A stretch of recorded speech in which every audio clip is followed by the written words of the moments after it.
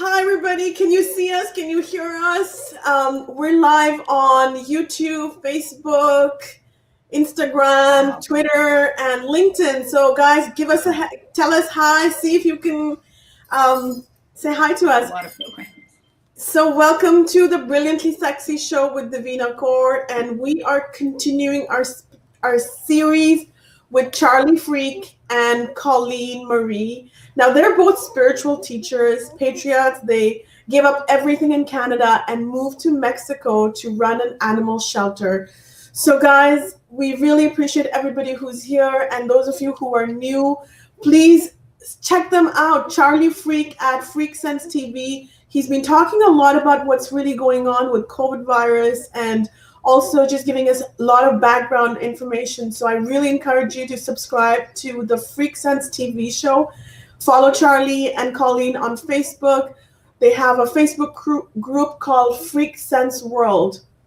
And as we go along in the show today, we are also going to be announcing the winners of the book from last week, Too Fat, Too Loud, Too Ambitious, my first book.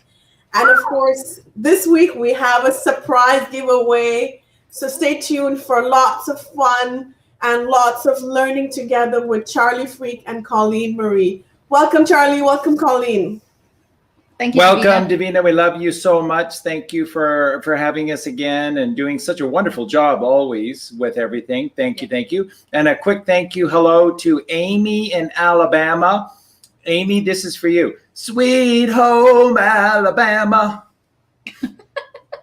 where the skies are so blue. You know it's true. We love Alabama. We love all the people of the world because you're all so unique and different and beautiful and amazing. And Alabama is so freaking beautiful. It is such a beautiful, it's God's country. So we love you, Amy. Timmy, my friend, we love you so much. It's incredible. And Davina's going to get into all of this, but a show that has Al Pasoni and Josh X and Galactic Greg. And 3C, a new one. And 3C. Oh my gosh. This show is galactic. It is galactic. Charlie, every show with you is galactic. And, and I want to just ask our viewers, let us know in the comments where you're from, which part of the world you're from, and what's the situation in your country. Is it lockdown? Are the schools open? I'm in Canada and we are in lockdown, red zone, but our schools are open. However, the gyms are closed, restaurants are closed. So this is just brutal for all of us in many, many different layers, right? So I want to know where you guys are from. And we're getting New York, Australia, Portugal, Quebec. I saw Netherlands, Norway, North Carolina. My goodness, Charlie, from all over the world. I know. It's so absolutely awesome. Amazing. And Timmy, I also heard those rumors about Matt Hancock in the UK today. He just as a little tip of the cap of what's coming. He is very likely to be arrested. So dirty piece of just see ya, Matt Hancock. There's a lot of those. Okay, so Charlie, should we start this show with a song? Woo! That would be amazing. It's an amazing ready? Song. Yep. Facebook guy family, are you ready? Really listen to the lyrics. Really listen. Amazing. Yeah. Okay, we're starting and it's queued up. Let's do it. Hola para Español. Nicola. Nicola, we love you so much. Beautiful inside and out, Nicola. Oh, we've got, wow. Pennsylvania, UK. Yeah, so I'm starting the music. Okay. Do it.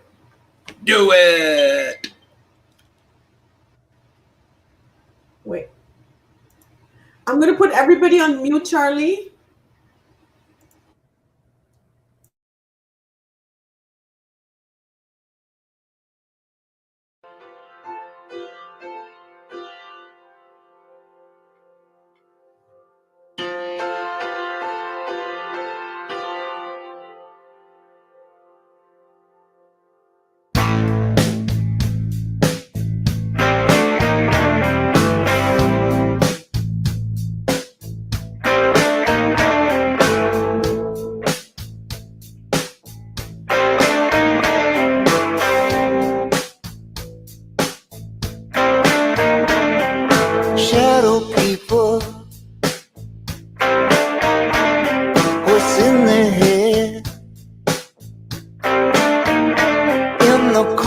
next to you when the light turns red. Could be thinking of love, might be thinking of hate. I guess it pretty much could go either way.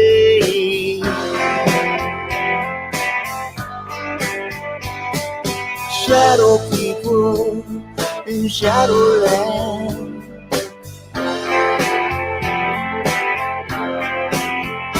that one's thinking of great art and eloquent words. That one's strapped on a gun and joined up with the herd. That one's saving up water, got some food stored away for the war that is coming on that judgment day. Shadow people in Shadowland,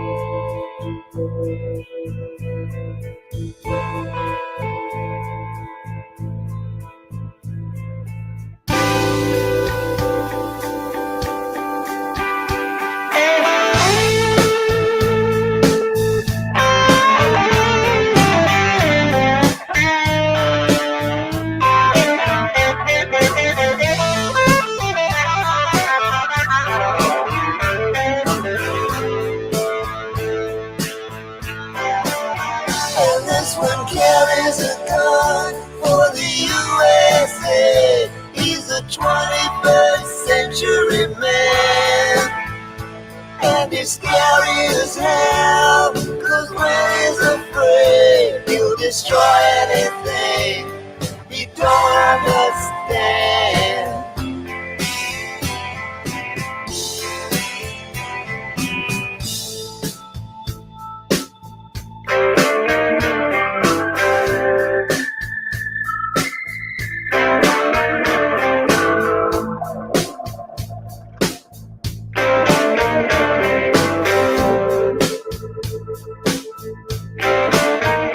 Well, I ain't on the left, and I ain't on the right. I ain't even sure I got a dog in this fight. In my time of need, in my time of grief, I feel like a shadow's falling over me.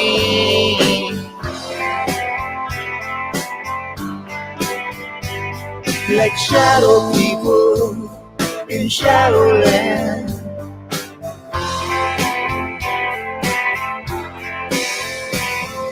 Shadow people in Shadowland.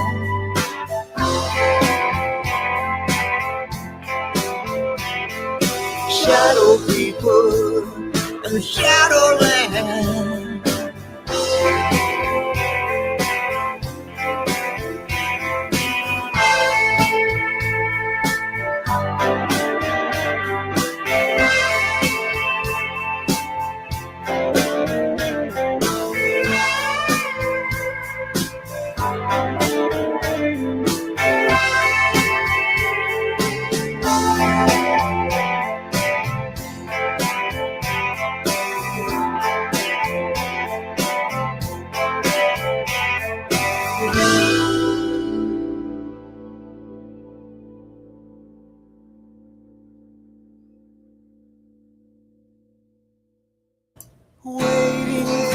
the sun to be straight. Thank you. Charlie, Colleen, are you here? Maybe we lost them. Hi, guys. Hi, Charlie. Hi, Colleen. Are you Hi. able to play that last bit of the song? That's sort of the, you probably weren't aware of it. It went silent because he's in silence. And if you can just play that last part there, because that's really the whole essence to the song.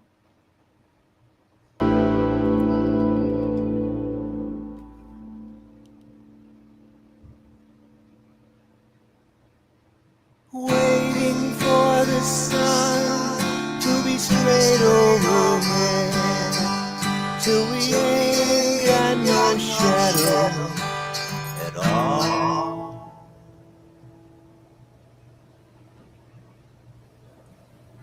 Beautiful. Thank you, Devina. That's the song. Thank you. One of the greatest songs ever written. I'm surprised that it only has like 9,000 views on it. That was such a beautiful song. Yeah, I think there's probably official versions of it that have millions, and there's quite a few that have images because it evokes imagery with people. So yeah, it's very powerful song. So the reason that I wanted to play it today, first off, I believe very strongly that Tom Petty was John Galted. I believe very strongly that Tom was very much on the right side of things, very close with George Harrison. I think there's a very, very good chance that George Harrison was John Galted as well.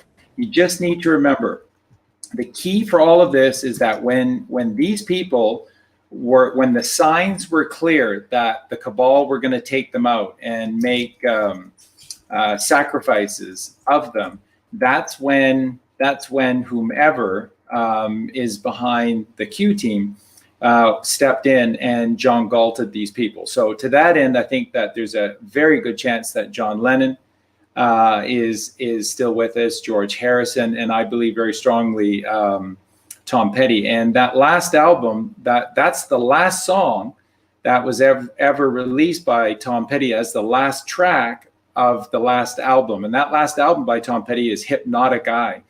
And of course, it's a dualistic reference for the inner eye, where we must go within and let everything go, and how it has been diffused by the out there. And we have been put into a trance, a hypnotic trance by the out there, instead of the trance and the dance with God within.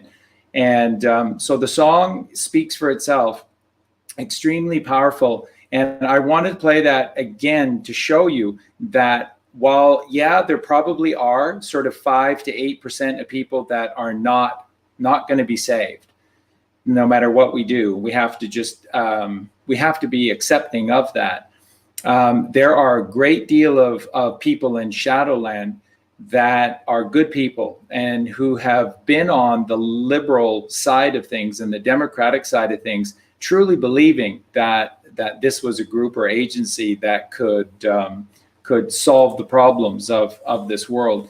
So, and they're going to need a lot of help, because as we said to you before, we'll get into on the show today, whenever it goes down, it doesn't really matter. And guessing at this point is really, not the point at all. And it's just that it's going to happen very soon, because Colleen and I mentioned this on our live show yesterday. I want to start the show with hope today and reiterate, there is a plan in place that is earth-wide for help for everyone, because they know how long you have been strung out by all of this. And they know that there are people that are, being threatened by their landlords to be kicked out because they can't pay their rent. And we know that there are families and single moms with kids that are literally down to their last few dollars. So there is a plan in place, and it will be rolled out quickly. And again, remember, everything is going as fast as they possibly can. But when you're dealing with saving the entirety of this earth, you can't make mistakes. And that's why certain symbolic days go by that would be perfect to roll certain things out. And they just can't do it because you can't risk anything for the sake of a numeric message at this point. You are too precious. Everyone is too precious. And so when this occurs, it will occur.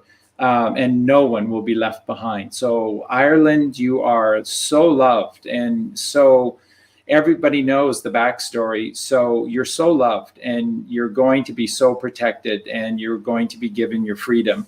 So these are exciting times, very exciting times. And I wanted to play that song because the shadow people, there are a lot of them that are good people, and they're going to need us big time, because when this stuff comes out, and on the show we did yesterday, there were quite a few people, once again, that were sort of questioning a little bit about the kids. And if it is true, then where are the kids? You're talking about a group of children that a lot of them have never, ever seen the light of day.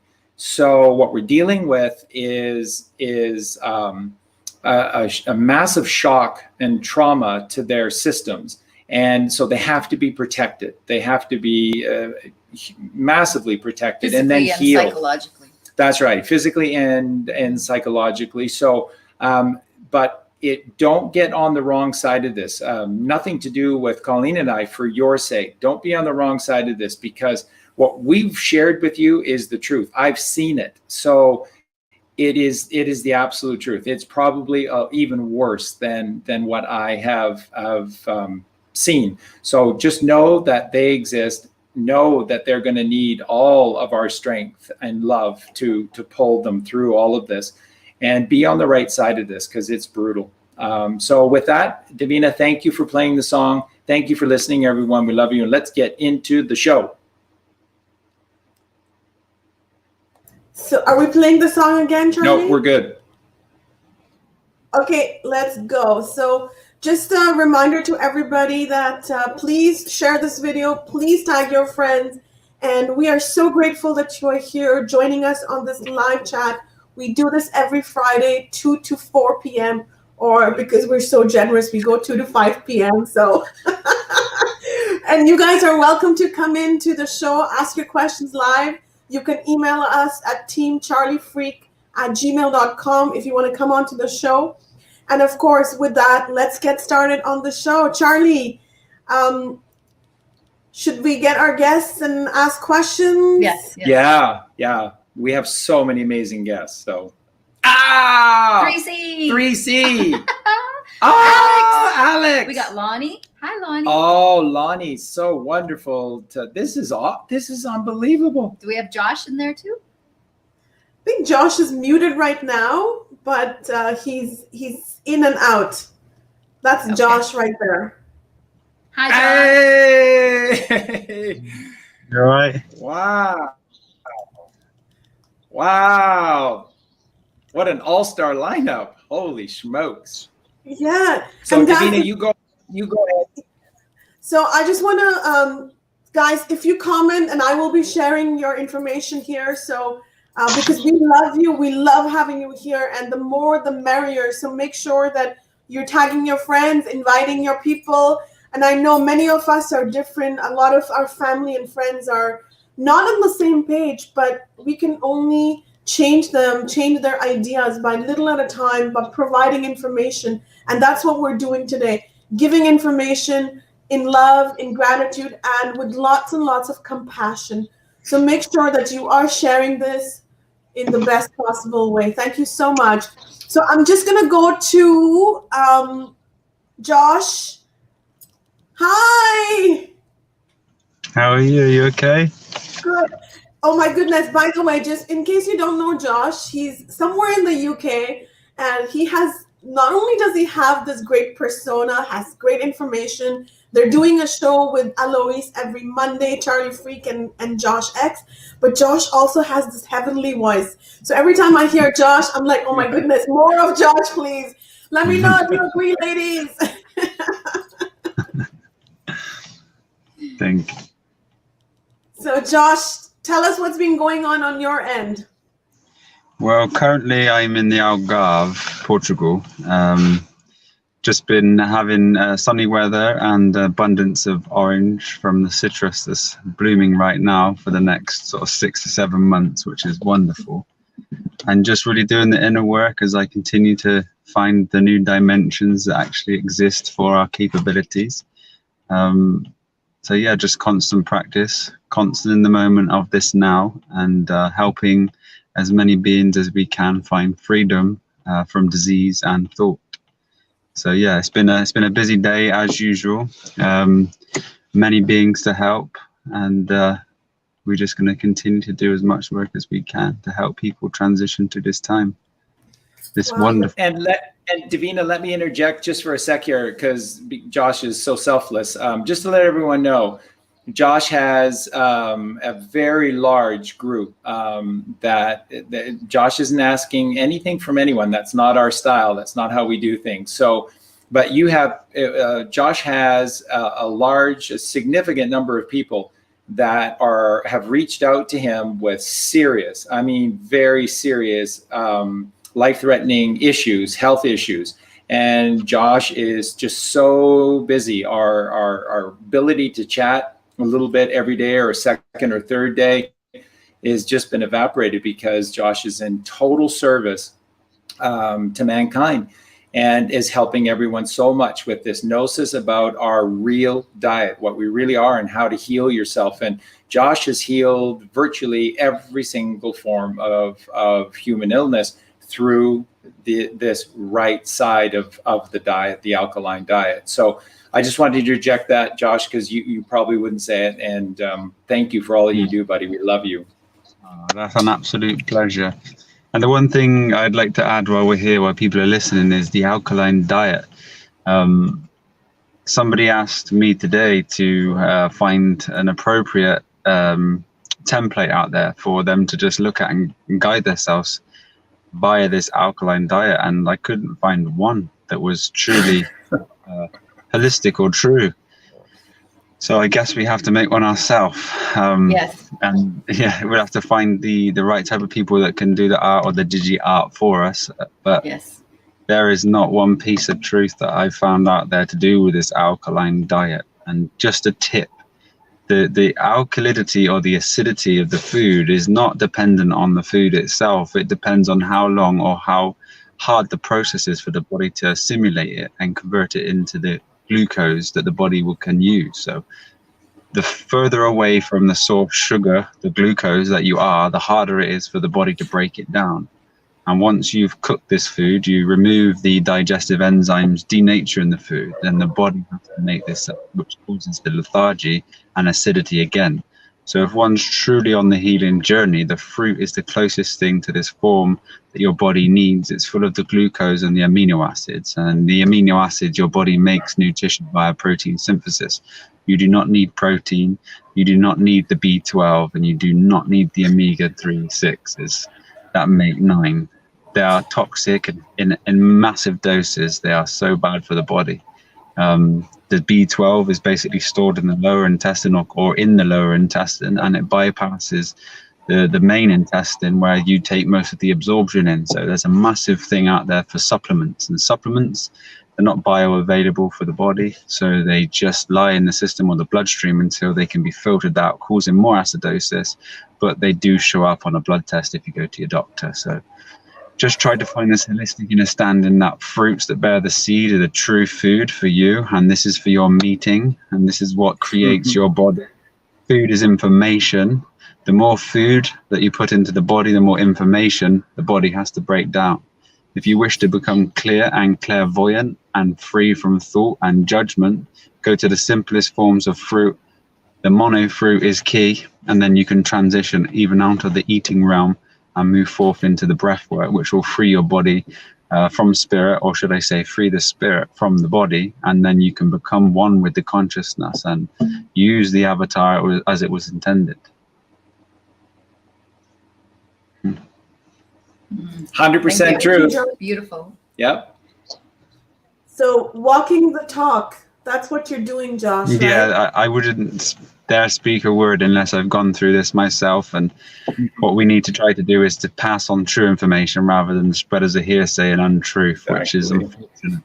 because the more that we read, the more our unconscious mind has to process it into our conscious mind, and then we have now become the thoughts that we haven't yet overcome. Thank you so much, Josh. Brilliant. And, Charlie, please take it over.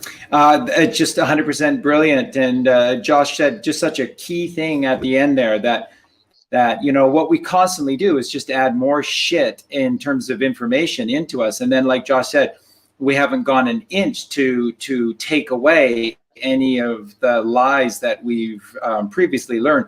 So all you're doing is just adding more and more distraction to your inner self, your inner core. And so this distraction, how many comments have just gone by on the screen here and just saying, beautiful Josh, thank you, Josh, please help me, Josh, I don't know where to start. The lack of focus is one of the biggest things that people are suffering from, and that is a lack of clarity. And clarity is crystal clear. And that's the pineal gland changing from a vast desert wasteland to a diamond, a crystal diamond. You have to do the work. You have to do the work. There's 1,000 videos. There's probably 10,000 videos on YouTube about how to decalcinate your pineal gland. But there's like one or two, and I think we've done both of them, on how to use your pineal gland, which will decalcify it if you use it, because it's the flame of flames, it's the fire of fire, and it'll decalcify anything. Just use it. So you can't just talk about this stuff. You have to do this stuff. And the truth, what Josh is saying is that the truth is within you. When you read another book, it's hearsay, no matter what. It's hearsay. That's why, as the book that Josh and I are writing right now about the hieroglyphics of the English language from A to Z, we're trying to write as much of it as just pure stream of consciousness. That it's literally, I'm just trying to type as fast as I can in the moment to catch up with the thoughts, and then selflessly putting my name down as the author when it's just flowing through me, because that's the closest thing to the real truth, the whole truth that we can possibly do. And, you know, like Josh said at the beginning of the show, he looked around for some recommendations for you about an alkaline diet. You can't recommend. People ask us all the time, Colleen and I, about what can you recommend? And it's like, you know, because out there, nobody just really seems to have it right. And I don't want to give you something that's 70% right or 80% right, but then they leave you with that 30 or 20% of lies or confusion, distraction. So just understand that. And again, everything that we're seeing with the Q team and with Donald Trump, all of this relates and ties into this as well, because this is God's movement, and God is within you. Just Jesus can't make that any more clear in the pages of the New Testament. He just can't. God is within you. The kingdom of heaven is within you. I just cannot stress that enough. And I just wanted to interject a little bit there. Talking about putting the lies into your mind, which is acidic as well. But the food that you put into your body is, if it's not true and pure, it's a lie as well. And your body doesn't know what to do with that. So lies are not just of the mind, they're also of the body. So don't be putting lies into your mouth or coming out of your mouth. That's right. Lies backwards is to see ill. And you will only find sickness and disease, whether it be thoughts or the emotions or the physical body that you carry. There is nothing more powerful to this realm than a conscious being. It's the unconscious world that the Q team and the Trump are going to be moving for. You know, the people that still need to be led and guided into a new age, into a new form of awareness. Those beings still need to activate and find their own awareness and find their self. So there is nothing more beneficial to man than just one being conscious of every single moment and every action that he takes. This is true karma. And the virtues are the most important thing we can live by. This is a virtuous reality. And it's controlled by the good deeds or the bad deeds that we do. Beautiful. Yep.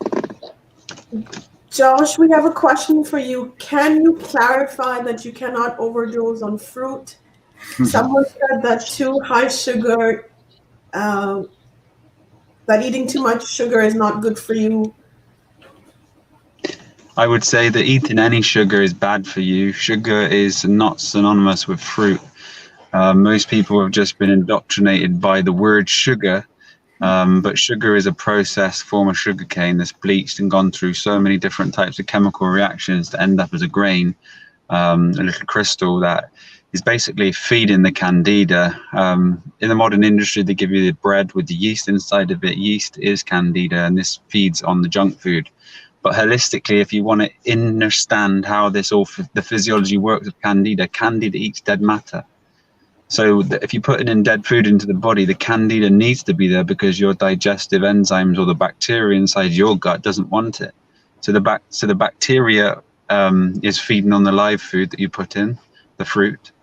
The bad bacteria that comes from eating, the wrong types of food is dealt with by viruses, and the other dead matter is dealt with by the candida. So when people eat, meat, dairy, and all the junk food, and they don't go to the toilet regular, like once a week or once every 2 weeks, it's because the candida is actually digesting the food inside and eating it and staying alive as a host. So we need to remove this candida to allow the body to free itself from the ailments. And once we stop eating the dead food, the candida will die off. And then we can be free from another parasitical mind that's controlling ourselves via thoughts as well, because they just set off these secretions, and these secretions go into our body and then they interact with our chemistry, and we're not actually free. We're constantly thinking from another source.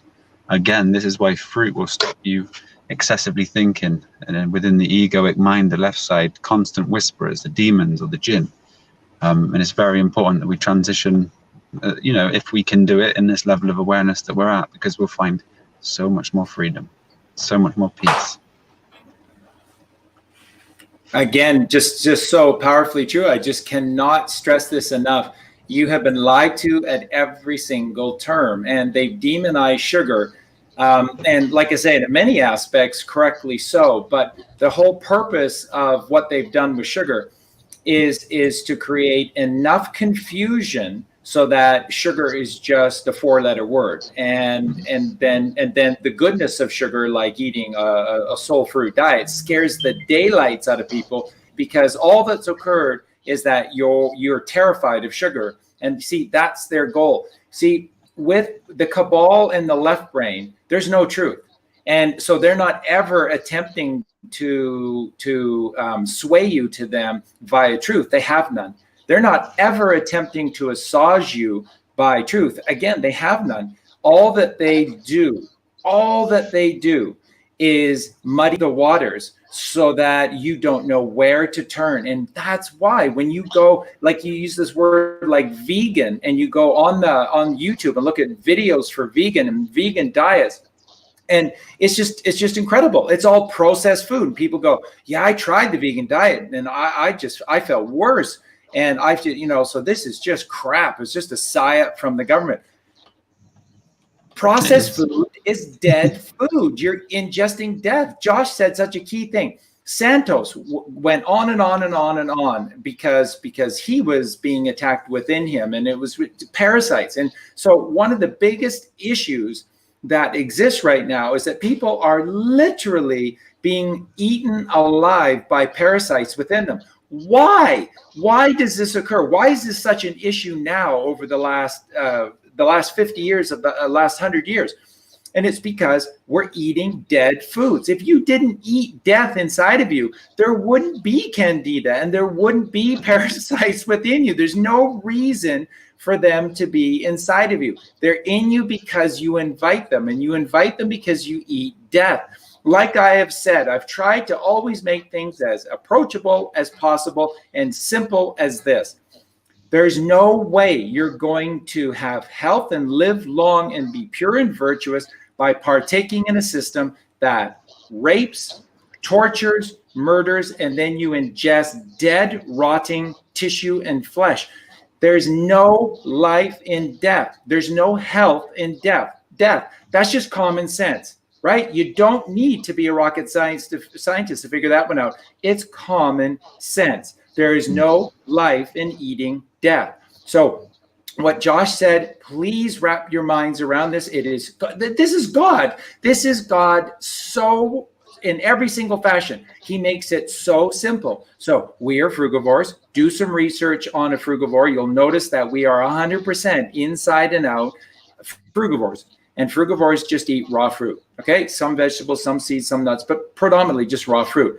Okay, all it does is it gives us glucose. Glucose is all that you need. And then, like I've created this character of Al the chemist inside of us, the alchemist, who is the sainted colostrum, Santa Claus. And all he does when you leave him alone is he heals you, and he makes you perfect inside so that you can live forever. And when you don't allow Santa Claus to do these things, then you turn Santa into a first responder at 9/11. And because the two twin temples, the twin towers, are on fire, and they're being dissolved into dust because of what you're doing. And Santa is just a first responder putting out fires inside of you everywhere, instead of turning you into an eternal being. So they're totally different, and you can immerse yourself with as much fruit as you like. The riper, the better. And then as your consciousness grows, you'll realize that you need to be around the fruit, and you'll gradually take a step away from where you exist. If you're lucky enough to be around the temperate zone that will always give you the fruit in abundance, then that's the best place to be. But your consciousness will guide you as you progress. So if anybody else is there, saying that I'm in a cold country, for now, it's exactly where you need to be. Keep progressing, keep taking the steady steps. Fruit from the shops is better than the chocolate bar from the shops. So if you're still using commercial food, never fear. Just do your best in your current situation, and then you'll raise the bar and you will continue to grow. And life is progressive and life is slow. Slow and steady will always win this race. Take your time, have patience is a virtue, and these are keys to your existence here. Beautiful. Beautiful. And I'll just interject just one quick thing here about what Josh is just simply saying here. And that is, once again, we're powerful beings. So with all the ills that have happened to the food that are in supermarkets, like you're saying, buying the fruits and vegetables that are in the supermarkets, bless them. You are a holy man and you are a holy woman. You are out of the greatness that you create every day by serving God and serving God's creation out of love. And the way that all of you are so profoundly helping one another, just here, and all the things that you're teaching and sharing, you're doing godly work. Take that energy that you have created inside of you and bless your food. Bless it. You have such power, you can't believe it. And you can heal the food in front of you and give it back all of the properties that you need. And so you see, when Josh says it's all about the virtuous path and being virtuous, if you're virtuous in your day, you can transmit that virtue onto your food at nighttime as you sit down. You are powerful beyond description. Don't ever discount that. Lonnie wanted to say something. Lonnie. Oh, I have lots to say, but are you ready for me right now, or is you mean something with Josh? I would have just added one thing to bring it is, everything is made of water essentially, and we all know Dr. Emoto's experiment with emotion. So if we treat consciousness in that sense, that we know that every bit of water is affected by the way that we project ourselves. This is why it's worth praying to the food. This is why it's worth blessing the food, because you're actually changing the structure of the food in that instant. Just put your intent into it for 10, 11, 12 seconds, and this is enough to change the way the structure of the water is to a healing food. So yeah, carry on. I'm sorry. Well, you know what? I want to say something. I'm born and raised in India, and I remember this. Back in when I was growing up with my grandparents, we would always pray before food. And we would sit on the floor to eat, and this was a ritual that we did every time we visited my grandparents. But as my parents progressed, it's something we didn't do. But now, with everything that's going on, we're doing it back in our family. So it's amazing how our grandparents had so much wisdom, so much knowledge, and then of course for us trying to fit into this craziness, like having 9-to-5 jobs and going to schools, getting indoctrinated, we've lost all our spiritual beings, but it's never too late to bring it back. right? And I know we're going to focus mostly on the elections. Everybody wants to know what's going on. So keep asking your questions. Charlie's here. We've got lots of friends joining us. So Lonnie, it's over to you now. Yay. Thank you, Vortex, by the way. Oh, so first of all, I'm so grateful and thankful that you invited me here, or not invited me, but that you allowed me to be part of this. This is great. Questions have been building up over time ever since I've been introduced to Colleen and Charlie, of course, but it just has never worked out for me to put that question forth for whatever reason. So I just wanted to say that I see what Colleen is for you, Charlie, and I really hope to be that for somebody one day. You will. Yeah. It's really, really nice. I just really love that.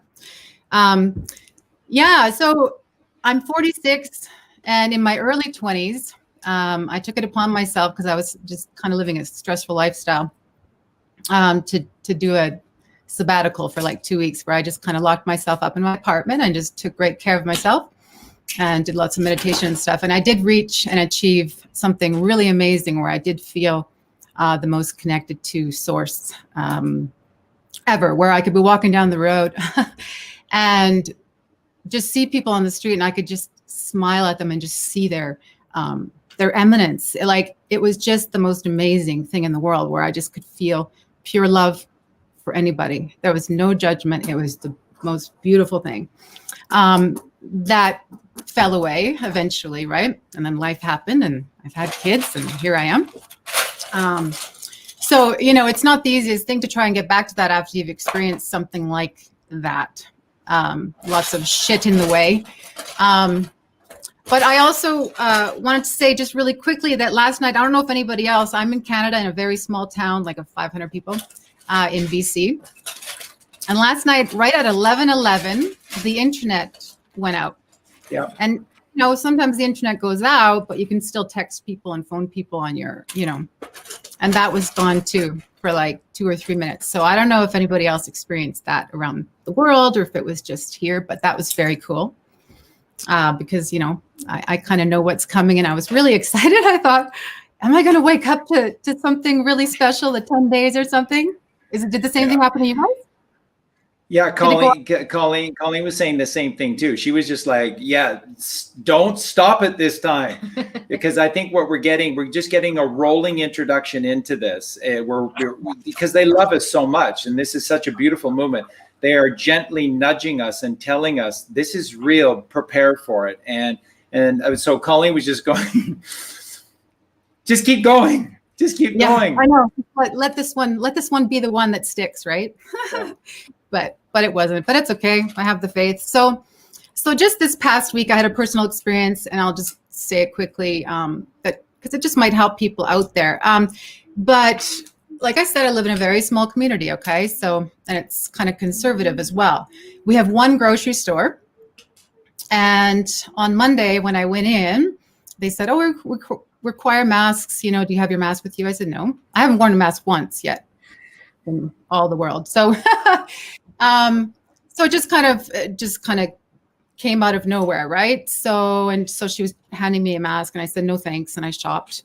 But when I got home, I just kind of privately messaged the grocery store and just said, hey, what's going on? You might want to be clear with your staff and your patrons coming in, right? If there's a new rule, just letting them know that you're requiring masks, but it's still optional, right? Like, because I know the law other than the rules or whatever. But anyways, one thing led to another, conversations and stuff, and it was also the announcement of their new rule was brought to the attention of the community through a community forum, right? So I was able to comment on there too and try and just keep things light because people can get so heated and judgmental. It's insane. So putting myself out there, going against the grain was really, really hard for me to do. Like it's really scary, right? To know that you're putting yourself out there to be judged, to be vulnerable to judgments and condemnation, right? But I did it anyways. But the stress that came with it, for me, I'm just so empathic that it literally made my body sick. Like anything I tried to eat, it would just go right through me. I still to this day today can't really eat anything So that's why I'm thinking this is a perfect time to be connected with Josh, right?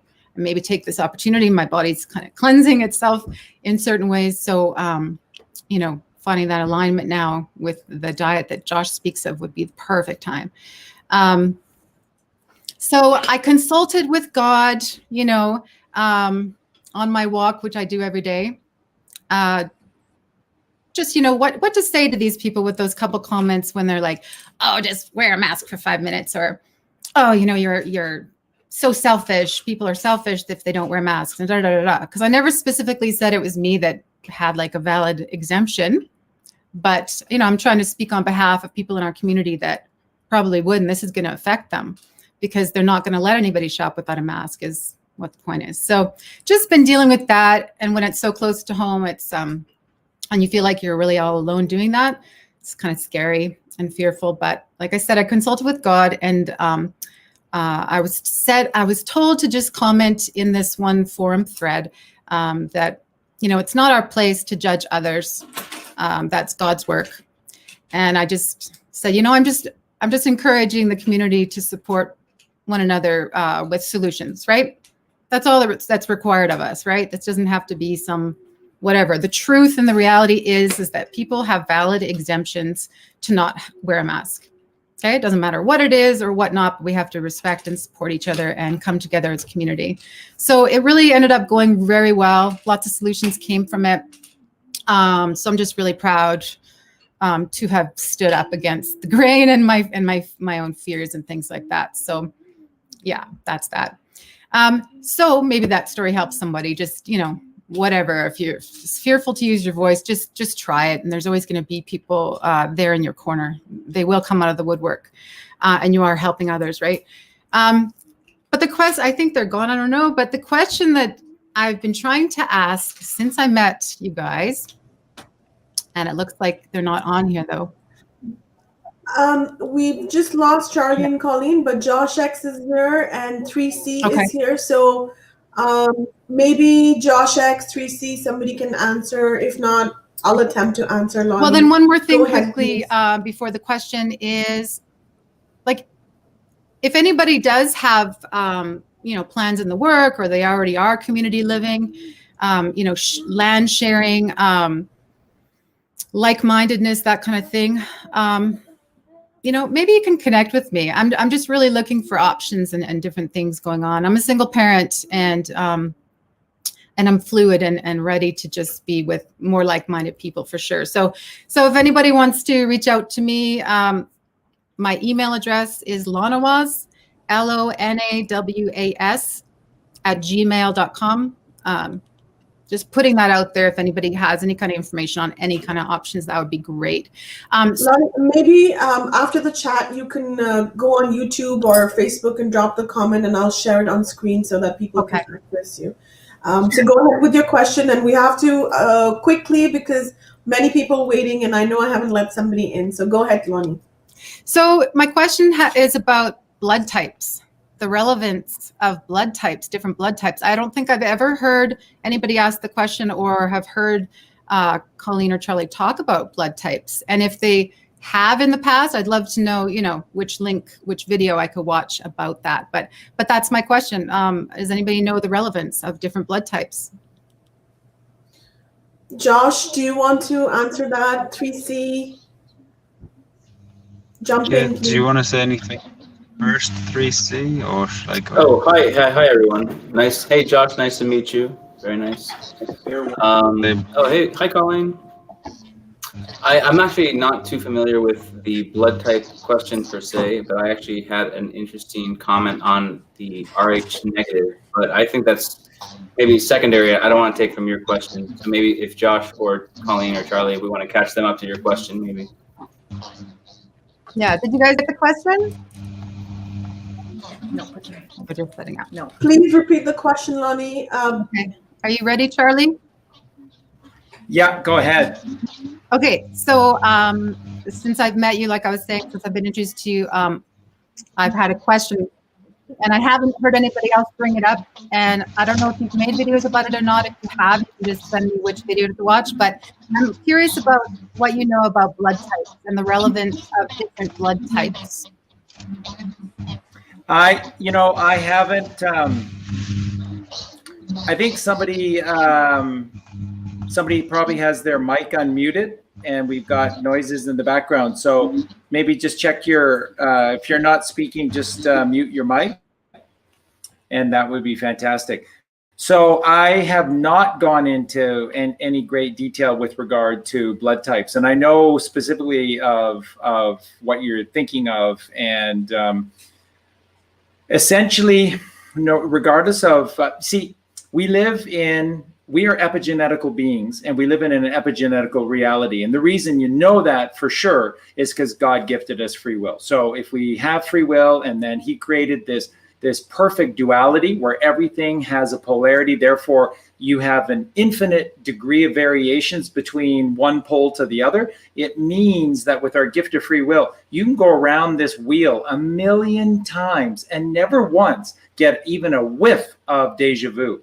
And that's because we have this ability to be as raw and fresh and different in every single moment as we could possibly be. So regardless of what your blood type is, this time around, everything's epigenetical. So if you take care of the mind via the building blocks, which are your breaths, Buddha breath, and then the meditation, clearly that you're doing, you can see it in your eyes,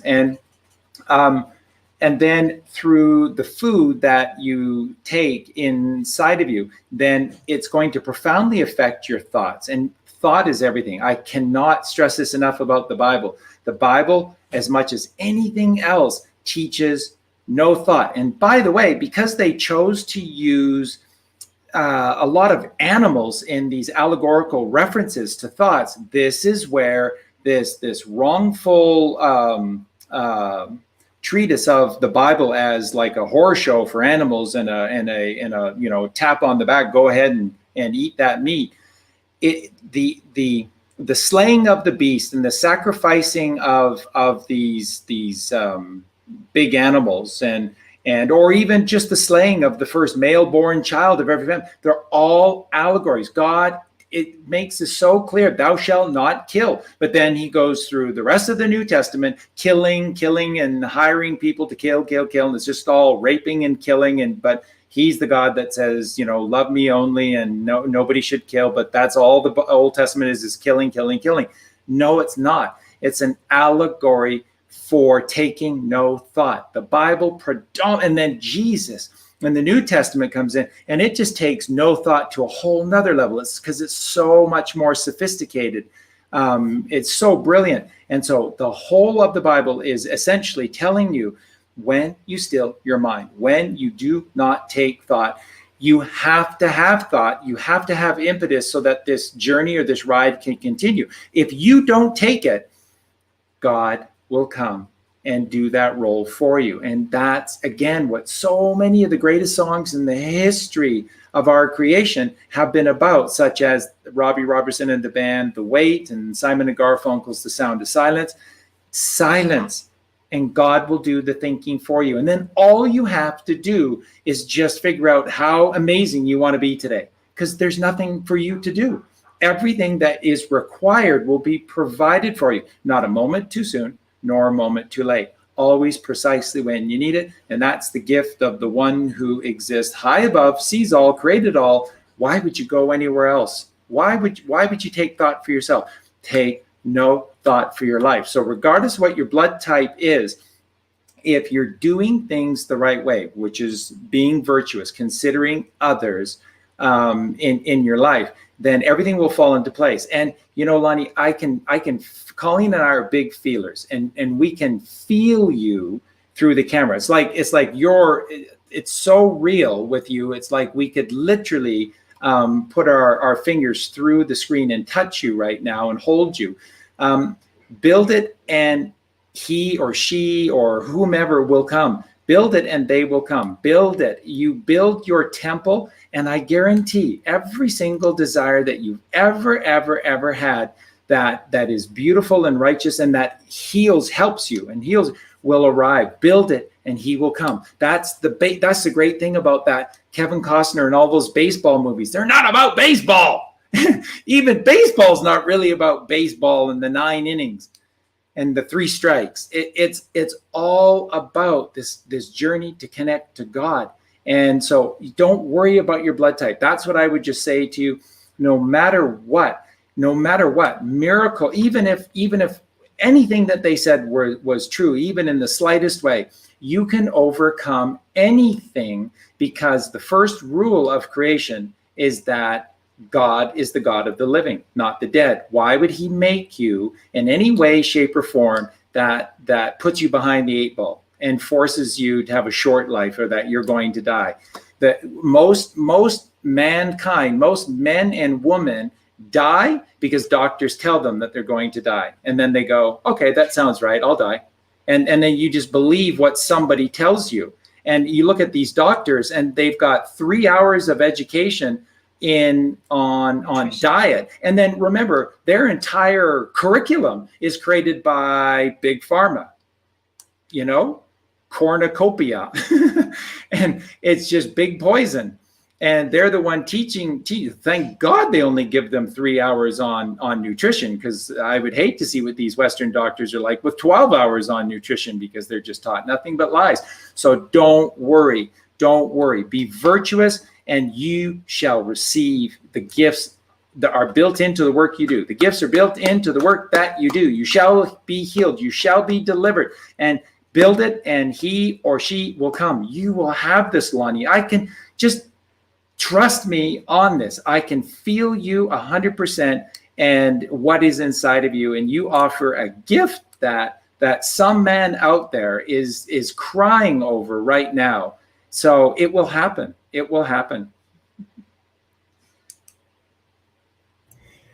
Thank you, Charlie. Thank you, Lonnie. And can I play a video that I saw from earlier today about this guy called Joey Toons, about the social distancing and mask wearing? It was hilarious, Charlie. I know we're not going there, but it's just, there's so much going on, and we're so unfocused. Like, all I want to do is talk about the election. So go ahead, Josh. Go ahead.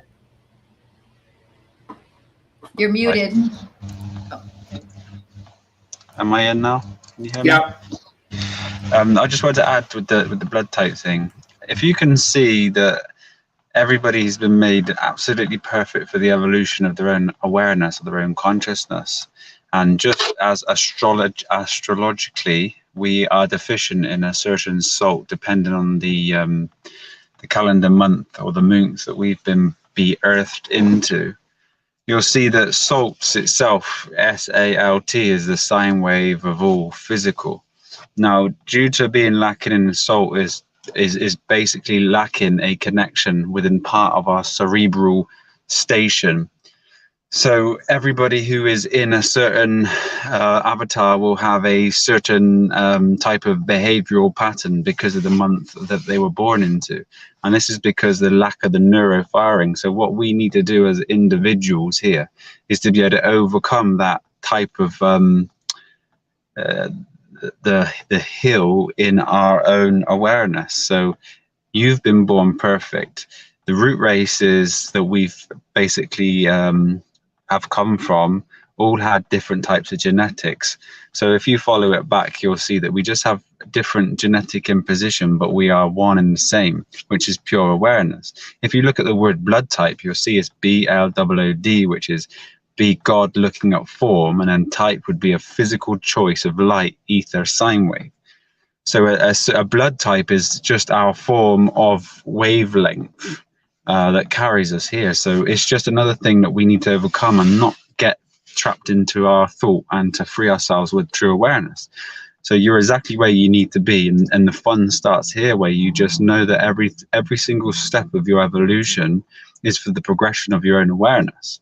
So always try to see light as an energetic form life, sorry, not light, as an energetic form, and it's really for your true awareness to be able to expand itself, to be all-knowing again. And this is what life is for in the physical aspect of our existence, if that made sense.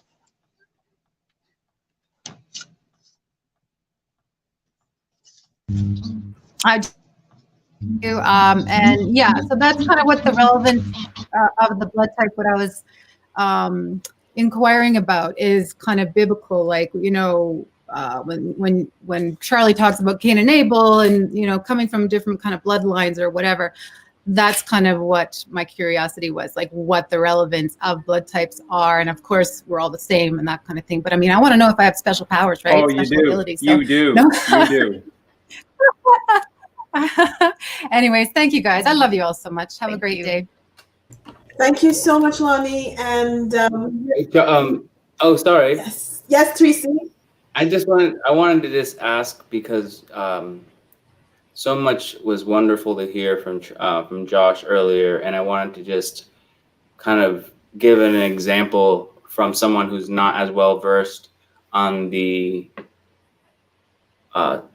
true science, if you will, behind what's going on with the physiology and the diet and everything, but more of what compelled me to actually do a lot of what Josh talked about naturally. So intuition took over through my deep faith, and my conversations with Charlie and Colleen have also kind of just ratified that. Everything kind of came to this perfect culmination. So, which is why my relationship with them, for everyone that wants to kind of hear a honest evolution or awakening, is that one of the things that pushed me was through understanding scripture, the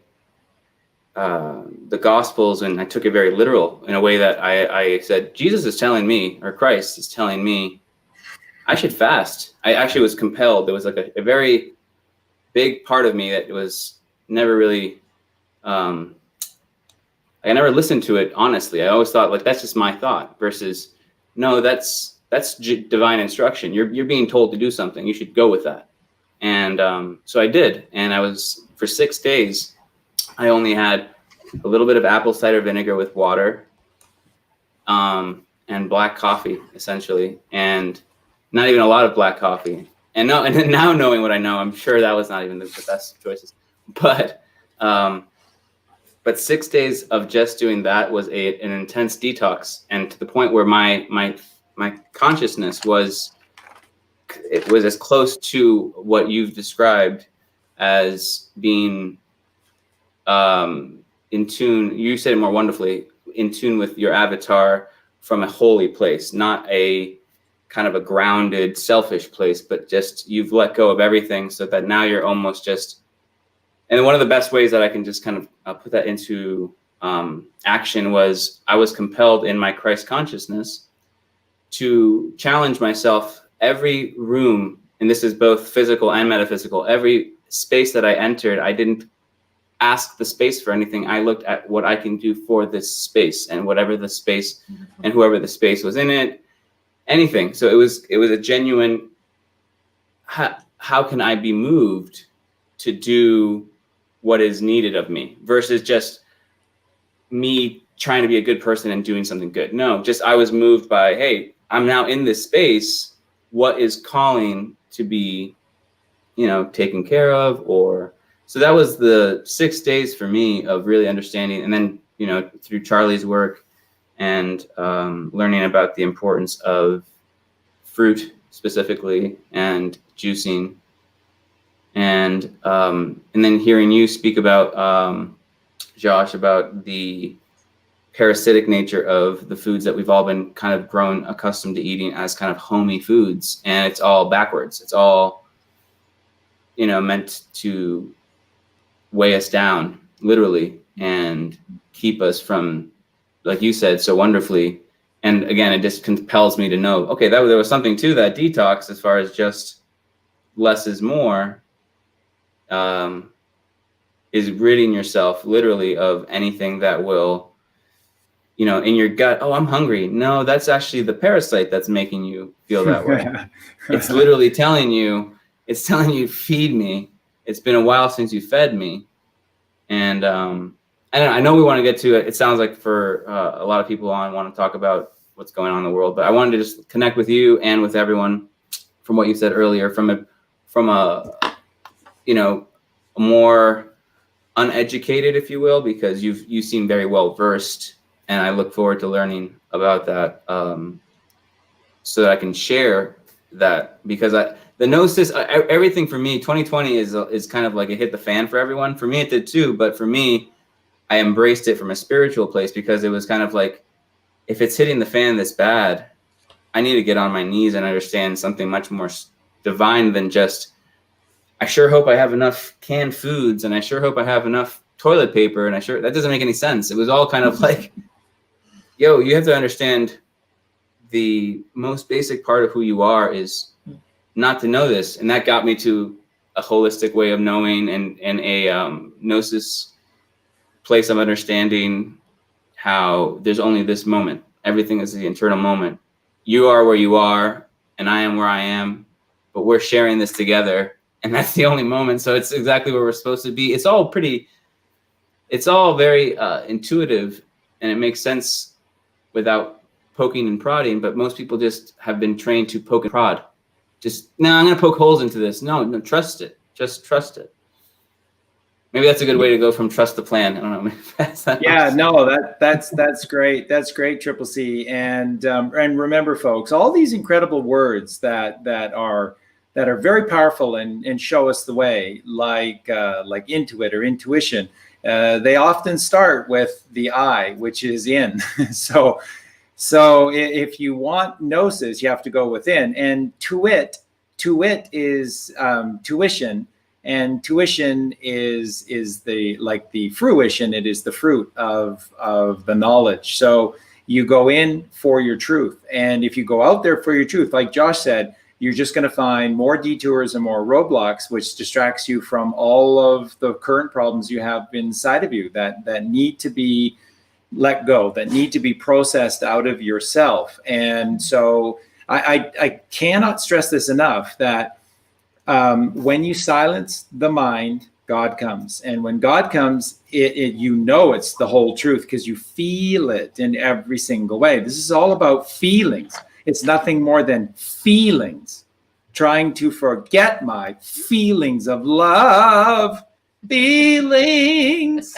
Oh, it is. It's all about feelings. It's more than a feeling.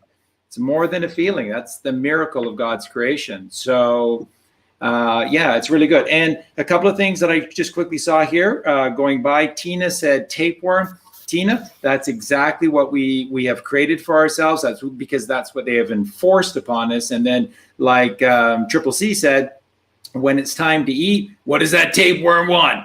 Give me some beer. Yeah, I want some cheesies. Give me some of that. I like those triple cheese Doritos. Give me some of those too. Yeah, that's the tapeworm inside of you talking.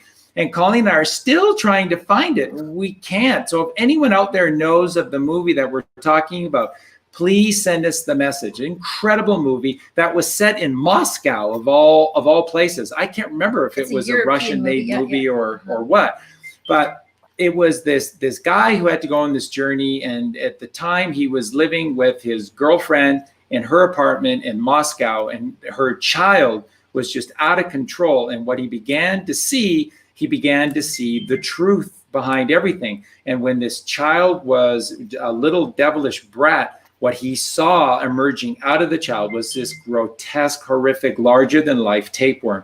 And then when the mother got angry and got out of her vibration vortex, then he saw the tapeworm. And then he went out on the streets, and everywhere he looked, he just saw people who were just nothing more than tapeworms inside of themselves. It's an incredible movie. We've been trying to find this and can't. So if anybody knows what we're talking about, we can't remember the name of it. That's right. Please let us know. We'll try to get a copy of it for everyone.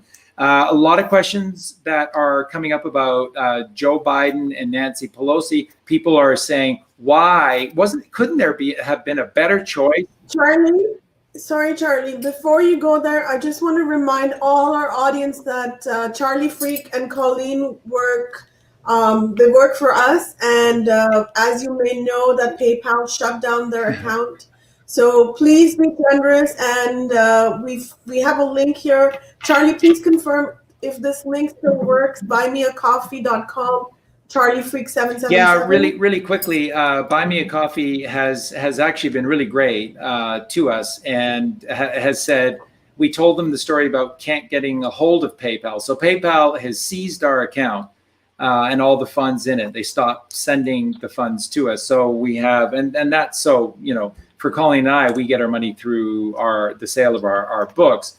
And so nothing has been getting to us because in Mexico that we're only able to receive the money through PayPal. And so Patreon shut us down, and then we're only through PayPal. And then PayPal suspended our account and would not let us send an email, would not let us phone them. So Colleen did a wonderful thing, which was reach out to Buy Me a Coffee, and Buy Me a Coffee said, that's horrific. And we will see, we're going to get a hold of them, or we're going to see what we can do to help you guys. And then they, I think, gave Colleen a little bit of advice. Colleen did a couple of things to PayPal.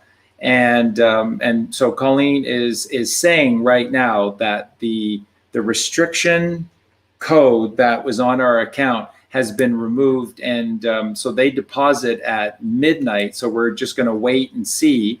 But it looks like maybe so for about a month, our money's been kind of accumulating in the PayPal, and so we'll see tonight if the restriction's been lifted. So yes, thank you. Yeah, it would be very exciting. Yeah. Sorry to interject you, but that was an important one. So guys, please be generous, and as much as you can, as little as you can. It's not about the money, but it's about the energy exchange. Yeah. Because Charlie and Colleen are giving us their energy. So we also must share that energy in the best of our capacity. And you can do that by a cash transfer. You can do that by sharing this video, tagging your friends, just sharing the words. Like, this is a traumatic time when people are different than us in their faith and their belief. It doesn't mean that we don't like them, we don't respect them. It's about agreeing to disagree. And we can only do that when we are true in our essence and we know who we are. Because when we know ourselves, we become unshakable. And that's very important. And with that, I just want to, if Josh X, 3C, if you guys have anything to share, please go ahead. But I know, Charlie, we're going to go to the next segment of her show about what's really going on. So I just want to finish the diet and add Alex and Greg to the show today. Yeah, that sounds great. So once again, buymeacoffee.com, Charlie Freak 777. And for those of you who don't know me, my name is Devina Kaur, and I'm the founder of the nonprofit foundation Sexy Brilliant. And our mission is to remove toxic shame and raise human consciousness. You can check out my book, Too Fat, Too Loud, Too Ambitious.com. Too Fat, Too Loud, Too Ambitious.com, but also it's available on Amazon, on all bookstores, as well as in today's show, we are going to be giving away copies of the book from last week, as well as if you want this book, please share this video, please tag your friends, check us out on Instagram, tag your friends there. We want to give away 2 copies of the book today. So Colleen, we have a winner from last week, which we're going to announce shortly. So Charlie, back to you. And you're just talking about, if there's anyone in the world that is so worthy of that energy transfer back to create the balance and show the love and the respect, it's Josh X. And just know that in the show notes, we'll have Josh's contact information as well. You just need to know Josh is working around the clock every single hour. And I mean, in the most powerful ways, helping people to heal and to live. God is the God of the living, not the dead. You need to start living your life. And that is to be free of what they've taught you, told you, which is a lie. I just see popping into the conversation here now, Galactic Greg. And Greg is going to be able to do this with us as well. Now, Alex, have we got to you yet today, Alex? Nope. Okay, Alex, go ahead. It is so fantastic to see you again. Alex, you're in Berlin, aren't you? Are you in Berlin? No, I'm in Germany, but I'm actually very close to Switzerland. Ah, beautiful. I can literally walk over in it's yeah. So I'm very south of Germany actually. Yeah. Beautiful, beautiful country. And Josh, I just want to say hi. Now you can put a face to the name because we were texting on Instagram because I was the one asking about, that I have a steamer and you were, remember? Okay. Okay. So yeah, that was really cool that you talked about that before, because I was kind of like not worried, but I think I got into the whole thing a little very fast, like from one extreme to another, so now I'm like 95% only like on smoothies that I do myself, and also like raw vegetables like salad. Sometimes I have this urge, like I want to have like a soup, and so I steam the potatoes, and I was like worried if this is like a thing and it all reverses, not it, but so I guess I'm all fine now. And so the other thing is, and this is not really a question about the election, so if you don't want to answer, maybe I can type in my email and you can send me an email or so. But I was like, since I started following you, Charlie and Colleen, and I've watched like tons of your podcasts, and but you never said, like you said, so that was this special night where they took down the families in Venice, right? But you never mentioned them. And I digged and I've come up with so many different ones. But so I don't know if this is not for this show, then maybe you can just like, I don't know, put in the comment, or I can leave my email, so whatever you like. Like literally dying to know who the fuck they are, Yeah. Go ahead. Well, we'll let Josh start because at the beginning you were talking to Josh and directing a question about diet to Josh, and Josh knows this so well. So at times, salad, but at times you just feel like having a soup, so you're steaming potatoes. So Josh can speak to this so perfectly and beautifully. He did already. Did he? Did Josh? Yeah, he actually answered me on Instagram. He said it puts down the alkalinity, but because everything above 60 degrees, like I think Celsius he meant, because we have Celsius, like the metric system is like cooking. Because I was wondering every time you talk about cooking, if you actually mean like cooking with like oil in a frying pan, if that's what you refer to by cooking. But so Josh said everything above 60 degrees is like cooking, so it takes down the alkalinity. But if I understood it right, it's not the worst thing in the world. So yeah. Alex, great points. And remember, Alex, that we are the four seasons. Again, you need to think about the hieroglyphics of the English language. Again, A comes first because A is alpha, which is one, which is the father. B comes second because it is the breast and the belly of the mother. It is the number two.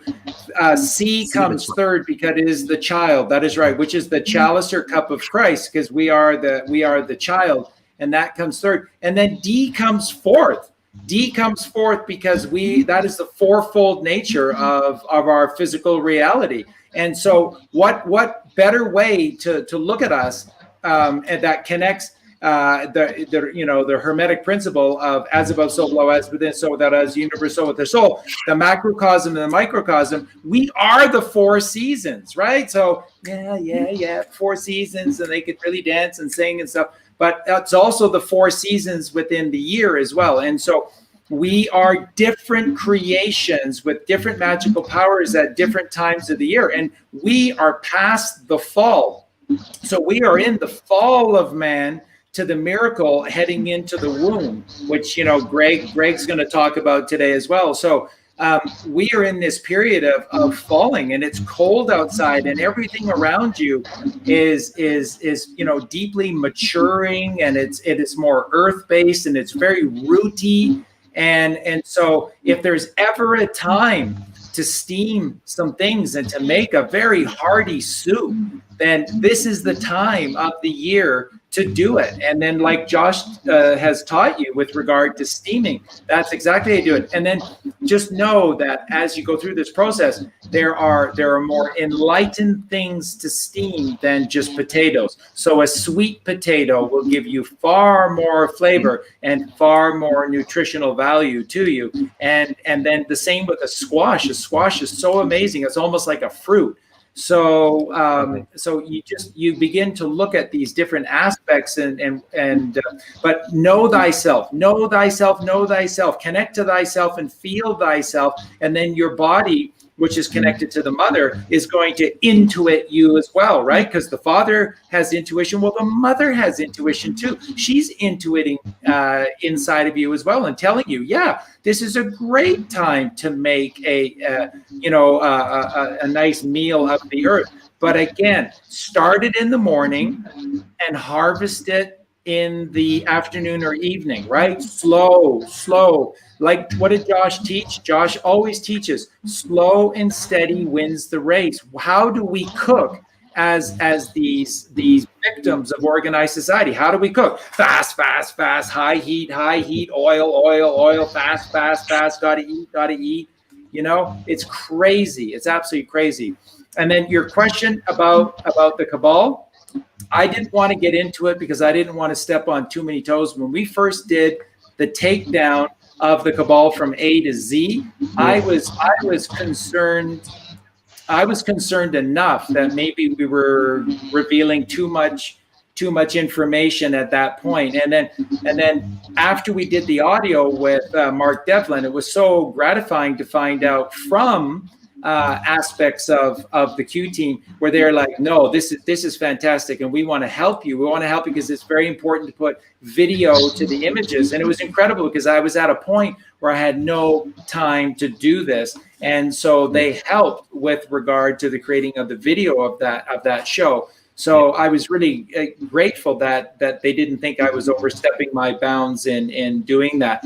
But with regard to who these people are, these are the Canaanites. Don't kid you. These are the Hivites, and these are the Canaanites, and they're the 13 bloodline families. If everyone wants, I'll post it on every single one of my platforms again. And if you want, send me an email and I'll send it to you. I have the list of the names of those 13 bloodline families, and these are the ones. These are the ones.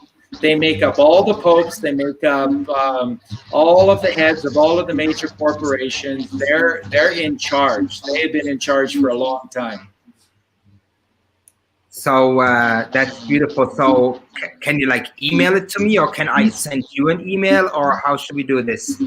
Yeah, just send me your email, and I will send you the high res image I have of those 13 bloodline families. So okay, beautiful. I'll put it in the private chat here if that's okay with you, because yeah, I found out so many, and I have them here, but I don't want to, I want to keep the show going. So if you can remember me and maybe like email me on the email that I'm gonna type into the private chat, that would mean the world to me. Like seriously.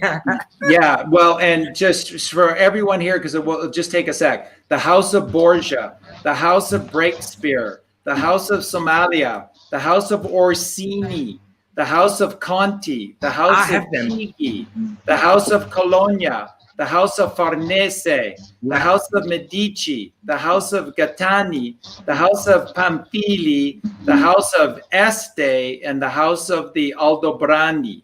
And these are the 13 bloodline families. These are the demons in Venice, Italy. And once again, if some of you weren't aware of that symbology, the reason that they exist in Venice is because when they outlined through that papal bull that they were going to impose this false reality of the maritime admiralty laws upon us and essentially claim our souls and claim ownership of the body and of the soul of us and own us from the inside out. The only way that they can do this and avoid the wrath of God is not to be on the land of God, because the land is still stationary of the Father, and it is only based on the 3 laws of the Father, and so therefore it must be the truth, these 3 simple basic truths that in Sanskrit, satyagraha, ahimsa, basically capture all of that. And so that's why they're on an island at sea, because what they're doing is they're giving you always a choice, and they're just flooding the lands with their bullcrap. That's what they do. So they are the tides, they are the winds, they're the false tide, the false wind, and they flood the land with their evil waters of impurity. And that's what they have done to us. The Maritime Admiralty laws is the system that has turned us into dead men walking and has taken our natural rights away. And they think they are exempt from God's wrath because they do it on an island at sea. And it's fitting, because the Phoenicians, who are the Venetians, who are the Phoenicians, who are the Canaanites, who are the Hivites, the Phoenicians were the first pirates of the sea. I guarantee you, the very first pirates as an organized gang on the high seas were the Phoenicians. And when you go to land, what would the pirate become on the land? A banker. And they are the bankers. I would suggest that's who was trying to usurp the election in the United States, was the Canaanites, the Phoenicians, and their minions. Yeah, and all you have to do is just read that new book by 107. I just wish Juan could get a word in edgewise with Roseanne, because Roseanne just keeps on talking, and Juan's got so much to say. I don't know why she keeps on talking, but she does. And so 107's new book, A Kid by the Side of the Road, he makes this so perfectly clear who everybody is and how they did it, and he tells you exactly this. He lays it all out on the line for you. And they became the bankers. The sharks of the sea became the sharks on the land, and those are the bankers. So you have a false Maritime Admiralty law system that is ruled over by a false banking system that prints fake money and then controls these fake politicians. And with that, let's introduce Galactic Greg, whom we love so much. Hello, everyone. Can you hear me? Alex, yeah. All right. Hi, Greg. Bye, Alex. Thank you so much, and good night. Loud noises. Wow, what a chat today. So many great questions and so much knowledge being thrown back. It's just amazing to be here with all of you. It's an honor. Thank you so much.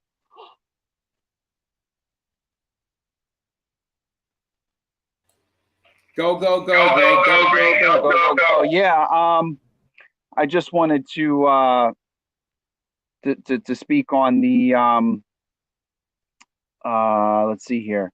I just wanted to speak on the I actually had a question. If we could just revert just real quickly back to the diet thing, just real quick. Me being, a studying herbalist and a holistic enthusiast, we've actually been taught a lot of the opposites of the truths that you guys are speaking today, especially Charlie, Colleen, and Josh X. We're taught that if you go vegan, you have to, take all kinds of supplements and all types of amino acids, and your body is going to get weak and you're going to face all these challenges and whatnot. And you have to do certain things to, keep yourself going until you fully adjust. It appears to me that alkalinity is taught by only a certain few. It's not really pushed as a necessity. So with that in mind, going forward, Charlie, and also Josh, with so many people out there, and I understand that every herbalist and every, healer has their own way of doing things. They have their own way of helping people, and that's completely fine. God bless them. But with knowing this truth, how do we go forward and transform, the holistic lifestyle that we have been taught, that is, a beautiful picture, but nevertheless, it's not the full picture.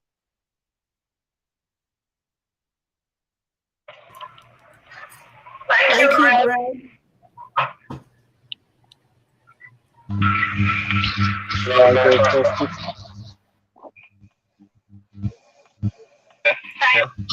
Yep. Is my voice echoing? I think you might need to mute or turn down the sound of your device because we can hear ourselves. Guys, can you hear me? Let us know, please.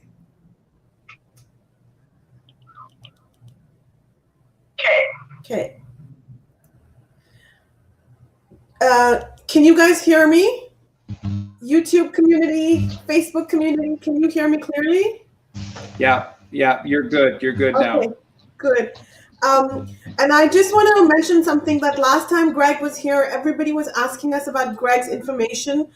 Greg, is there a way people can reach you? Please share that information as we go on as well. The same thing for 3C and Josh X and Charlie Freak.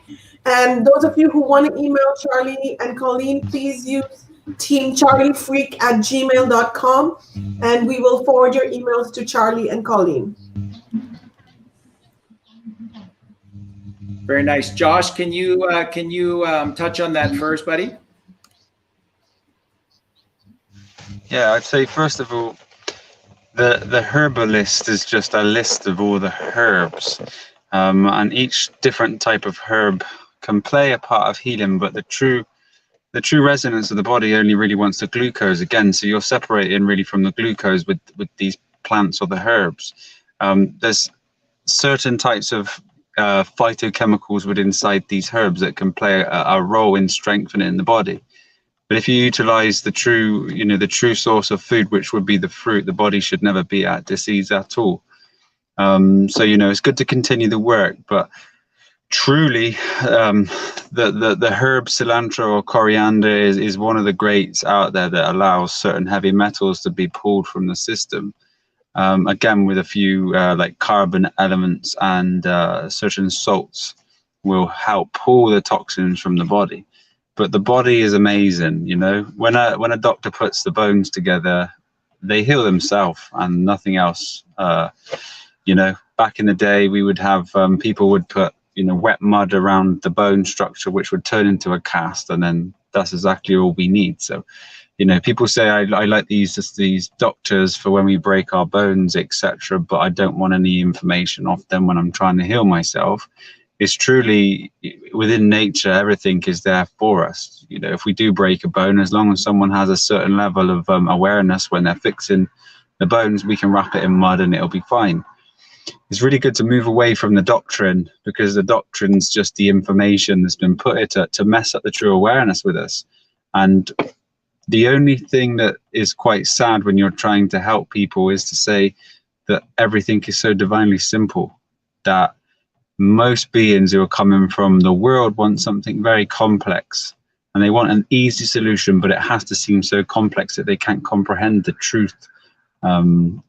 So as you progress in your journey, you'll see that it just becomes more simple, and really it's very hard to get across to people, because there's only one true thing that you need to heal yourself, and that's to remove the digestion, to allow the body to be able to build up its prana and minerals, because the bones have been depleted so long from the acidosis that people have been consuming acid forming food, i.e. cooked food, meat, dairy, and all the processed chemical junk that's out there. And the body will naturally realign itself. But you have to accumulate the system. So juicing is a great way to accumulate the minerals lost through the acidosis. The simplest way to just heal yourself, if you're coming from a body that's very toxic, there is a steady process. You don't want to jump straight into something, because you'll feel a terrible candida die-off and the experience won't be nice. But a slow transition, if you was eating the chemical foods to just cooked foods in a holistic form, and then start adding in more raw, and then half raw, half cooked, and then move to raw, then move to smoothies and juices, then move to smoothies, and then move to water fasting, and then move to breath. And you'll find yourself having a full regeneration. The system can regenerate the new surface cells within 72 hours. So if you want a quick healing detox to allow your body to recenter itself and to become more receptive to the true feelings that are out there, is just to do a quick 72-hour juice fast. You may start to experience some candida die-off, but you will truly get some clarity from just 3 days. And then usually try to break your fast with some whole mono fruit, And do notice that when you're juicing, for instance, if you're sticking to an orange juice fast, which is definitely more than suffice, the orange in itself is an integral ball that has become one with creation and is alive and has all the enzymes, all the amino acids and everything you need to sustain your life. Is that I've lost my train of thought because I was so into the orange. You don't need to worry about anything. Yeah? You are truly on your own journey. Everything there is for you in that moment. Fruit is the healing part of our experience. Progress, learn. The herbalist is truly just a list of all herbs. If you can find balance with the herbs, then you'll become a true herbalist. I would throw out the doctrine and I would just experiment when people are clean living and see what this plant does to you. In that clean space, one bite, you'll be able to feel that course the body, and then you'll know intuitively how to apply them within your field. You know what, Josh, and everybody who's here, every morning when I have my smoothie, I put a handful of coriander, and I don't know why I do it, because it doesn't taste that good with fruit. But now that I'm listening to Josh, I'm like, maybe there's a reason that my system's getting clean and I don't even know it, and it's intuitive. So I want to know from the listeners, what do you put in your smoothies? Let us know in the comments, and I'll put you guys on the screen, and we'll have a little bit of fun with that, okay? Your weirdest thing in your smoothies. I want to know that. And let me interject here for a sec for Greg. Greg, one of the things that I always do, and I made up a really high res image as well to focus on this, and basically show that there are 4 types of food eaters. So there are frugivores, there are herbivores, there are omnivores, and there are carnivores. And human beings, we're 100%, not 98 or 99. We're 100% inside and out. We're frugivores. So when the shoe fits, if you don't accept it, then you're off kilter, you're off center your entire life. So we're frugivores. And a frugivore just eats raw fruit, some vegetables, some fruits, or seeds or nuts, but it's just raw fruit. And that's what we are 100%. And the other thing that's so funny, Greg, is that if you just still yourself and become the observer and observe carnivores don't do what we do either. Neither do omnivores, neither do herbivores. So what we're doing is unlike any other creation that consumes food. We're one-offs, and it is the most ridiculous. I mean, to just be really blunt, is the most idiotic way that we could possibly do it. And no other creation consumes food with fire. And I've used this analogy many times, and it's so true. After a forest fire, when the animals start to come back into the forest, there are many carcasses that have been left there, and they are burned. And the animals that are carnivores returning into the forest will not eat any of these cooked animals. They will not touch that food. A carnivore stalks, it's a predator. It preys upon their victims and stalks them, and then they make a kill, and then they lap up the blood. And if they eat anything, they'll eat an organ. The reason is because organs are filled with blood. And then it's the packs of hyenas that come later that rip and tear at the flesh. And hyenas are small and they're weak and they're victims. They're the bottom feeders because they always eat what everybody leaves behind. What do they leave behind? The stuff that human beings eat. What are we doing? They've turned us into a pack of hyenas, and then we've made it worse. We cook these remains that nobody else touches. So we're frugivores. A frugivore eats raw fruit. It's that simple. Like Josh teaches, and it's so true. All you need is glucose. And if you have too much of it, not a problem. The body in its infinite wisdom stores it in your muscles, and it's called glycogen. Right, that's it. Glucose and glycogen, that's all you need. And then you become still inside and you turn yourself into a crystal. So back to Greg, and then Greg can take this wherever he wants. Thank you. Thank you, Charlie. Hey, So I know Josh has to go, and just one last question for Josh, if you want to just take the floor, and then please let us know where we can find you, Josh, and how can we support you. And go ahead.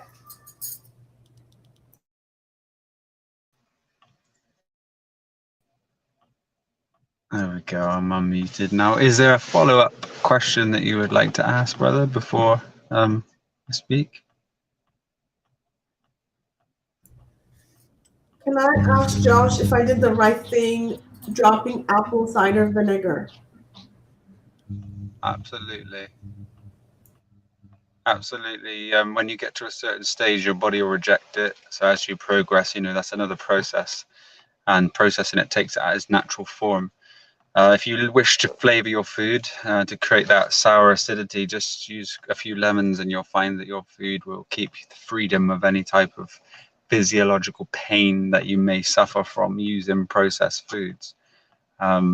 It's a natural part of your evolution. You'll see that if you do progress down the food or up the food ladder, you'll see that you naturally purge these things such as onion, garlic, chili, apple cider vinegar, all the things that the doctors tell you, not necessarily the doctors, sorry, the health kick or the food industry right now with the hearsayers and untruths, promoting things such as coconut oil to be ingested. It's not something that you ever should ingest, the coconut oil, even if they do say it's antiviral. It does have a natural SPF of 10, so it can help protect children from the sun, but the best protection from the sun is a tan. And look after your children, have the awareness to take them in and out of the shade when you know that it's too hot or their skin may burn. Coconut in its holistic form is kind of hard to digest, but when you take out the whole structure of it, now you're concentrating this fat. Fat is the hardest thing for the body to use or turn into glucose. So if we know our primary food source is glucose, anything that separates us from that true glucose is causing our body acidosis and the conversion to use it as a fuel. And if it cannot be used at that moment and the body is toxic, it will store it on the waste or the body's fat cells as waste. And this is why you can eat one meal a day and be large, because the food that you're consuming is not allowing the healing to take place and to be able to remove the waste from the system. And then the food that you're giving it is not in a holistic form, so it can't really do too much apart from sit on the body as waste. One must speed their metabolic rate up, which is what we spoke about last week on Charlie's chat. Was to increase the food volume over and the frequency, you'll speed your metabolic rate up. As a fire and a furnace, you keep putting in the fuel and it burns hotter, and then you transition onto this wonderful food. And you'll notice that everything just falls off you because everything is just a toxic waste. But is there a follow-up question, brother, before I say goodbye?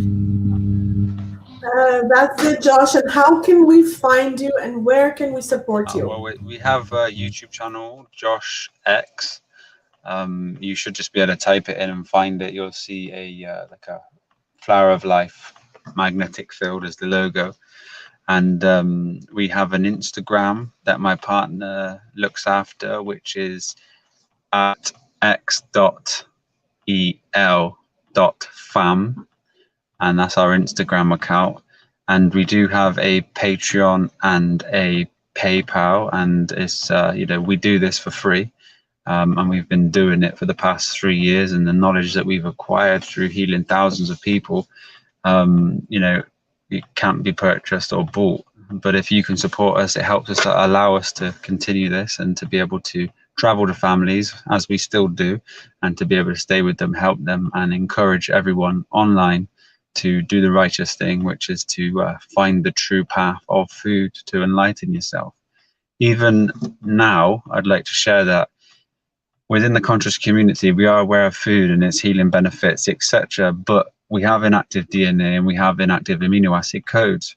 And when we truly become one with the soil and with the flowers and the seeds that we consume, they all work harmoniously with each other.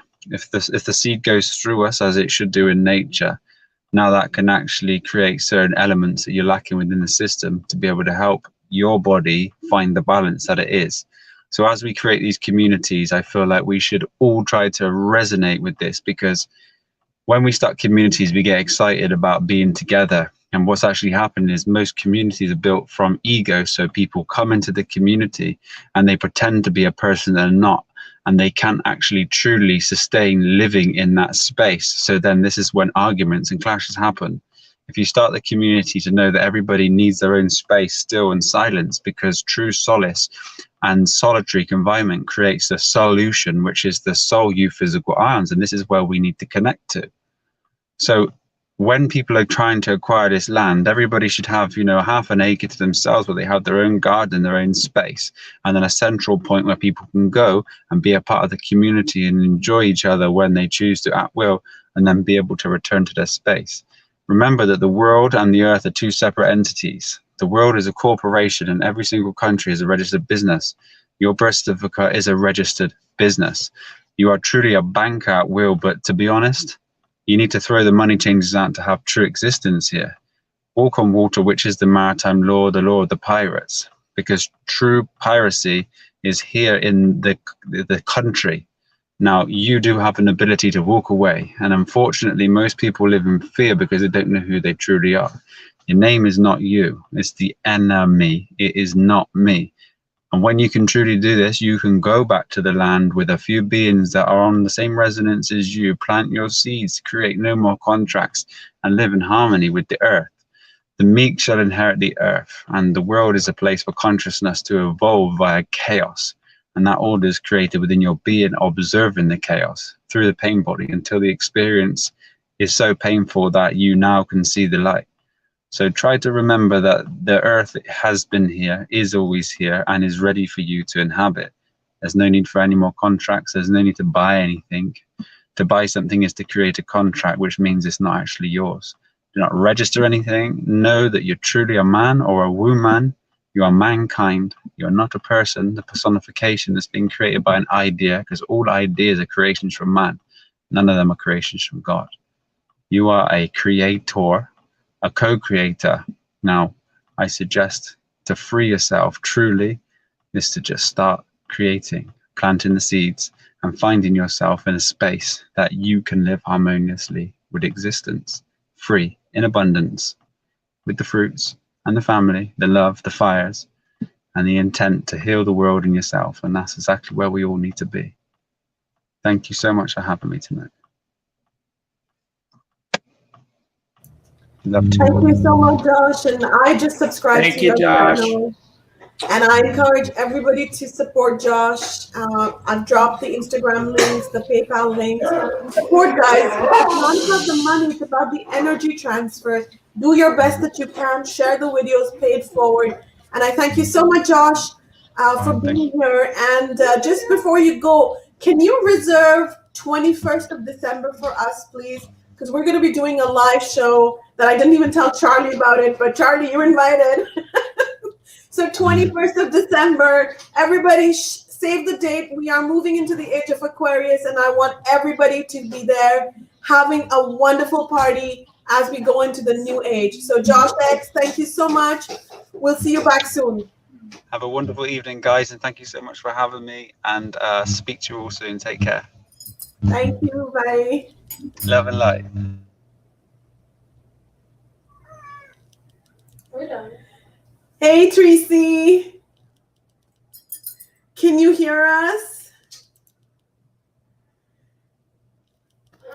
Yeah. Sorry about that. I was on mute. So just want to respect everyone's time. So thank you so much for your patience. And my darling daughter is back. And I'm sorry if you guys can hear background noise. I apologize. But she's a little bit camera shy, but I'm not. So Tracy, tell us about you and how are you connected to Charlie Freak and Colleen? Okay, can you hear me? Okay. Well, no, I think we officially started getting in touch in August, but it was really just a spiritual journey of mine, and a lot of things that I had been kind of programmed to think were just in conflict with what my spirit was telling me was where I should be going. As I mentioned earlier, if anyone was listening, one of the biggest things that compelled me was fasting.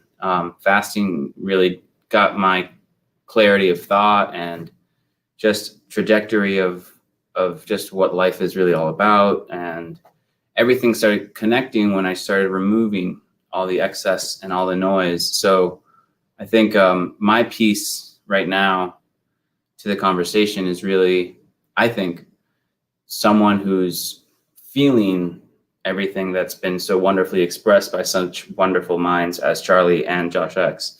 I've always been someone who's had those feelings and very strong kind of self-encouragement to be an observer. You know, I observed the observer. I was always someone who asked, why do I think that? Why?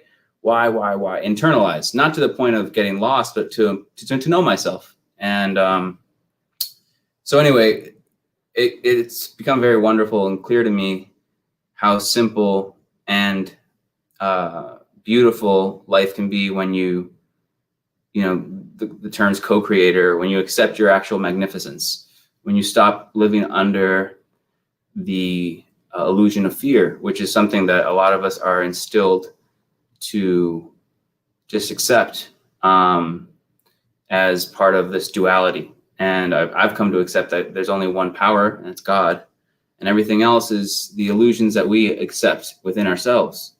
And unfortunately, we're all kind of trained in many ways to think, well, I have something to fear. I have to behave because of fear, versus just everything being organically positive and organically in tune with one another. I think everyone can say they've had some moment in their life when they've either met someone or been that person to someone where they had nothing but a sheer positive interaction, and they felt that that moment was very special.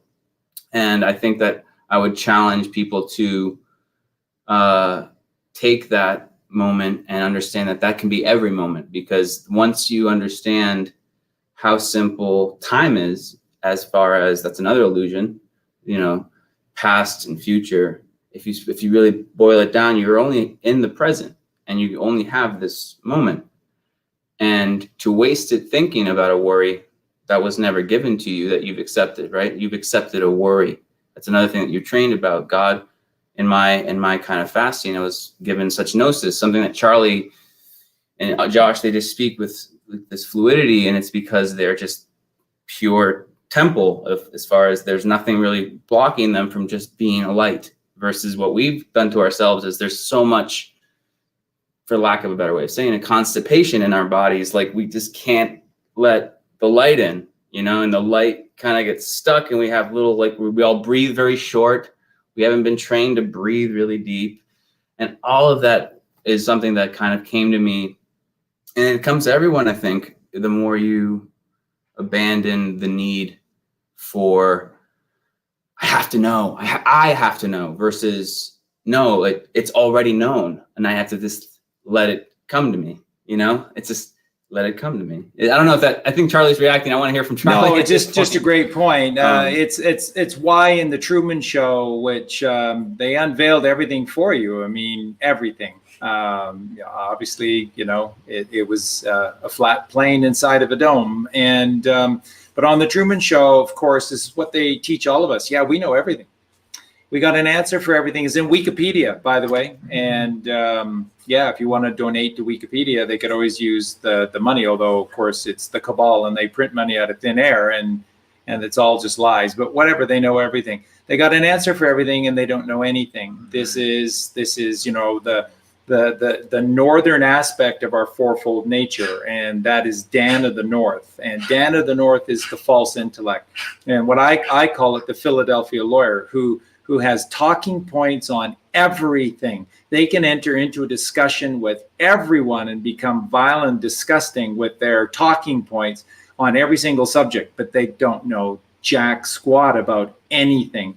It takes, I think, humbly what Colleen and I did, which is to look at ourselves and go, no matter what degrees we did or didn't have, we looked at ourselves and we said, you know what, we really don't know anything, and we need to start from scratch. And you know, it was a humbling experience to just recognize that we didn't know a literal thing, but Once you know one truth, it leads to two, and then truth seems to exponentially grow. And of course, everything is energetic in nature. So when you become filled with the light of the truth, you're attracted to the truth, and the truth is attracted to you because you've now aligned yourself to the truth and away from the lies. Sorry, that's exactly how Nikola Tesla taught. If you want to know Tesla, you need to start not listening to the crap that the mainstream puts out about Tesla, but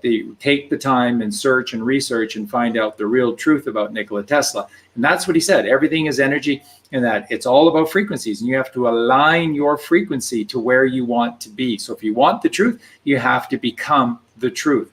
And that means you have to let go of the lies. That's what Josh is talking about. The danger, the evil of the subconscious or unconscious mind is that if you don't take the time to dispel and dump that crap, then it's there forever, and it's always working against you. And again, people ask all the time, Charlie, what is your secret? What is your secret? All I did was to take the time to learn to take no thought. And that's it. And it wasn't easy at all, but I did it. And if I can do it, anybody can. And so all I can share with you is this, that when you don't literally take any thought, my mind is not working in that way. Because it's always looking backwards, or fearing the future, and you're never in the now. All I am now is in the now. And in the now, all I ever do is respond to what is given to me. And I trust 100% that whatever is presented to me, it's never too much for me to handle. Whatever it is, I know it is a true gift. And then that's all that I do. And that's all that we should, all of us, ever do, is just align ourselves to the Father by taking no thought. Again, I can't stress it enough. That's what the Bible teaches. So thank you so much, Triple C, Cosmic Christ Consciousness. I love that so much. And you have gone on an absolute amazing journey, and the progress that you made has been through the deep meditation. And it isn't easy for you because you have a gorgeous family that are there. Wow, they're a treasure, and they're vibrant, alive and vibrant. And there are many challenges for you, obviously issues with your own family as well, as we all have. But you find the way. You take the time to still and silence your mind, and then this is where the great leaps and jumps have come to you. So if it's okay with everyone, it's just really, really, really important. The questions are piling up here, and I just really want to get over to Greg, and I want to hear if Greg has more thoughts on what we've been talking about, and then for Greg to just really dive into everything that's going on, because there is so much stuff that is going on here. And just to segue over to Greg, let me just quickly make a couple of comments here. So first, there was a post from Joe M, and Joe M has has resurrected again, and Joe M has surfaced on Parler. Colleen just created an account for me on Parler, and Greg, Galactic Greg, just created an account on Parler as well. And Joe M said, let's recap what we know for sure. Trump will get past 270. Patriots always knew that pallets of fake Biden ballots were sent from China to inject into states that needed them. The enemy strategy is to delay calling guaranteed Trump states to fake a perception of a Biden win. So the next phase, one, very soon, hopefully by today, the last states will report and Trump's 270 target will be reached. As soon as he has declared the winner, the entire deep state kingdom and their media allies will then fiercely push a narrative of a stolen election by a dictator. They will initiate some worrying kinetic actions like power outages, down social media, and rioting. I'm going to skip this step because we can't know how patriots will crush it. Recounts, Supreme Court action, and ballot fraud exposure will reveal the true size of the red wave. This is what is freeing ourselves from globalist tyranny feels like. At least we aren't getting muscle shots to the face. Hold on, hold the line. Hold the line, everyone. We've got this. So thanks for listening, everyone. And what I want to point out here is that, remember, this 10 days of darkness, the original impetus for this is by the cabal, the deep state. This was always the plan. And their plan works in two ways. One, it was a plan to sort of to push in the second phase of COVID, which, by the way, was going to run out of control, and how they were going to fake the amount of deaths that they were talking about is beyond me. But so it was going to be horrific. And the second aspect of this is that if they got caught, they still were going to run this Black Friday, this period of darkness, because it's their escape route. This is how they get the heck out of Dodge in a hurry. And so this is always the kill switch to the internet was created by them, and it's built into the system. And it's in the chaos that they create by the system crashing, perhaps with some scary messages thrown out at the last second. And then their plan was to head to places like New Zealand, Australia, Argentina, and then look to find a passageway to Antarctica and get the heck out of Dodge, because they know the sheriff is in town. So I just want to segue to that and then pass it over to Greg. And Greg he's just filled with gnosis. So Greg, welcome back to the show, buddy, and just take it where you need to. Yeah. Just to go back to what our brother said earlier, and I just want to let everyone know that, listen, past is depression, the future is anxiety, the present is where we find our best and most vibrant health. So especially in times like these, with what we're going through, it is very, very important to align ourselves with the energies of now, not from before and not from what will be. It has to be now. Okay. So I just want to make that clear to everybody. If you align yourselves to the energies of now, you will be in the most vibrant and most robust health. If you go back, if you try and go forward and align yourself with things that have been or have not been yet, you're just going to remain toxic. So I just wanted to point that out, and thank you for sharing that, brother, because that was a key point in your ballot there.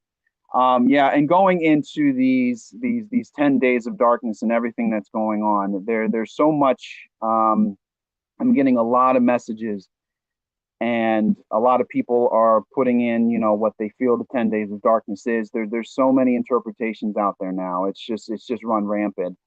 Everyone has their opinion on what it is and what's going on. As to an update, and again, aligning with Charlie on what's going on. Trump will make it to his 270. That is assured. Now everyone is like, well, wait, that's not enough. He should, where's the blowout? Where's the 50-0? Guys, one step at a time. 270 is going to be the first part of the hat trick. All right. And then the next step, and then the next step. There is so much going on behind the scenes right now, especially in California. There's so much going on. And as I have said so many times before, this is God's plan. It is being executed both above and below with acute precision in every now moment in time, but it has to be done efficiently and proficiently so that there are no mistakes, guys. No mistakes. No mistakes, because a mistake could set us back. We don't want that, okay? So no mistakes. So let's get to 270 first. All right, let's get the first part of the victory, and then the other stuff will start to follow afterwards. Okay, slow and steady wins the race in this case as well too. Going to, back to what Josh X always says, and it's definitely going to win the race in this one, guys. So just relax. I'm just getting so much like, why isn't it happening yet? He's supposed to be, relax, everybody. We're getting there. Let's get to 270 first. That's the magical number, and then we'll move on from there. As for this 10 days of darkness, me and Colleen were speaking to it for some people on Facebook this morning. Again, everyone has their own interpretation. And as you said earlier, Charlie, the numerology would line up brilliantly if they wanted to, you know, perform these actions on these days. But at the end of the day, they really do care about us. And I have come to the absolute 100% understanding that they are giving us every chance on God's green earth to get ourselves prepared, not just mentally, but emotionally, spiritually, and physically ready for something like this. Because this is a life-changing event.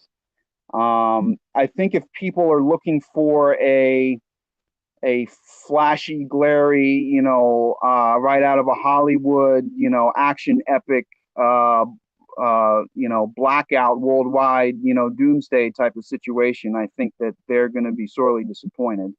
I think at face value, people are searching for something like that to happen, and that's why they're not.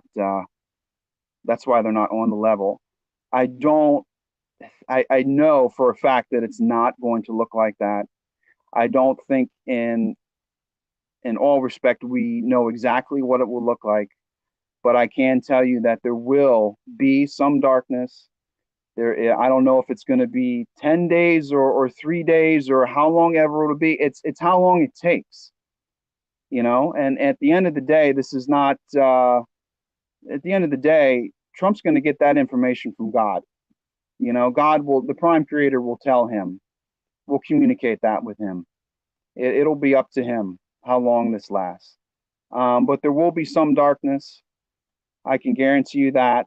How it will look and how it will proceed forward, we can only, you know, remain within the ballpark of what that is.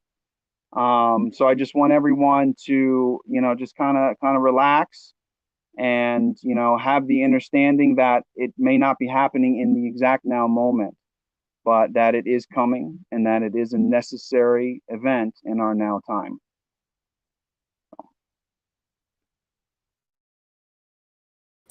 Beautiful, Greg. And if I could interject for a sec here, you know, one of the things that we're dealing with here is, as Greg says, you know, just baby steps as we go through this process.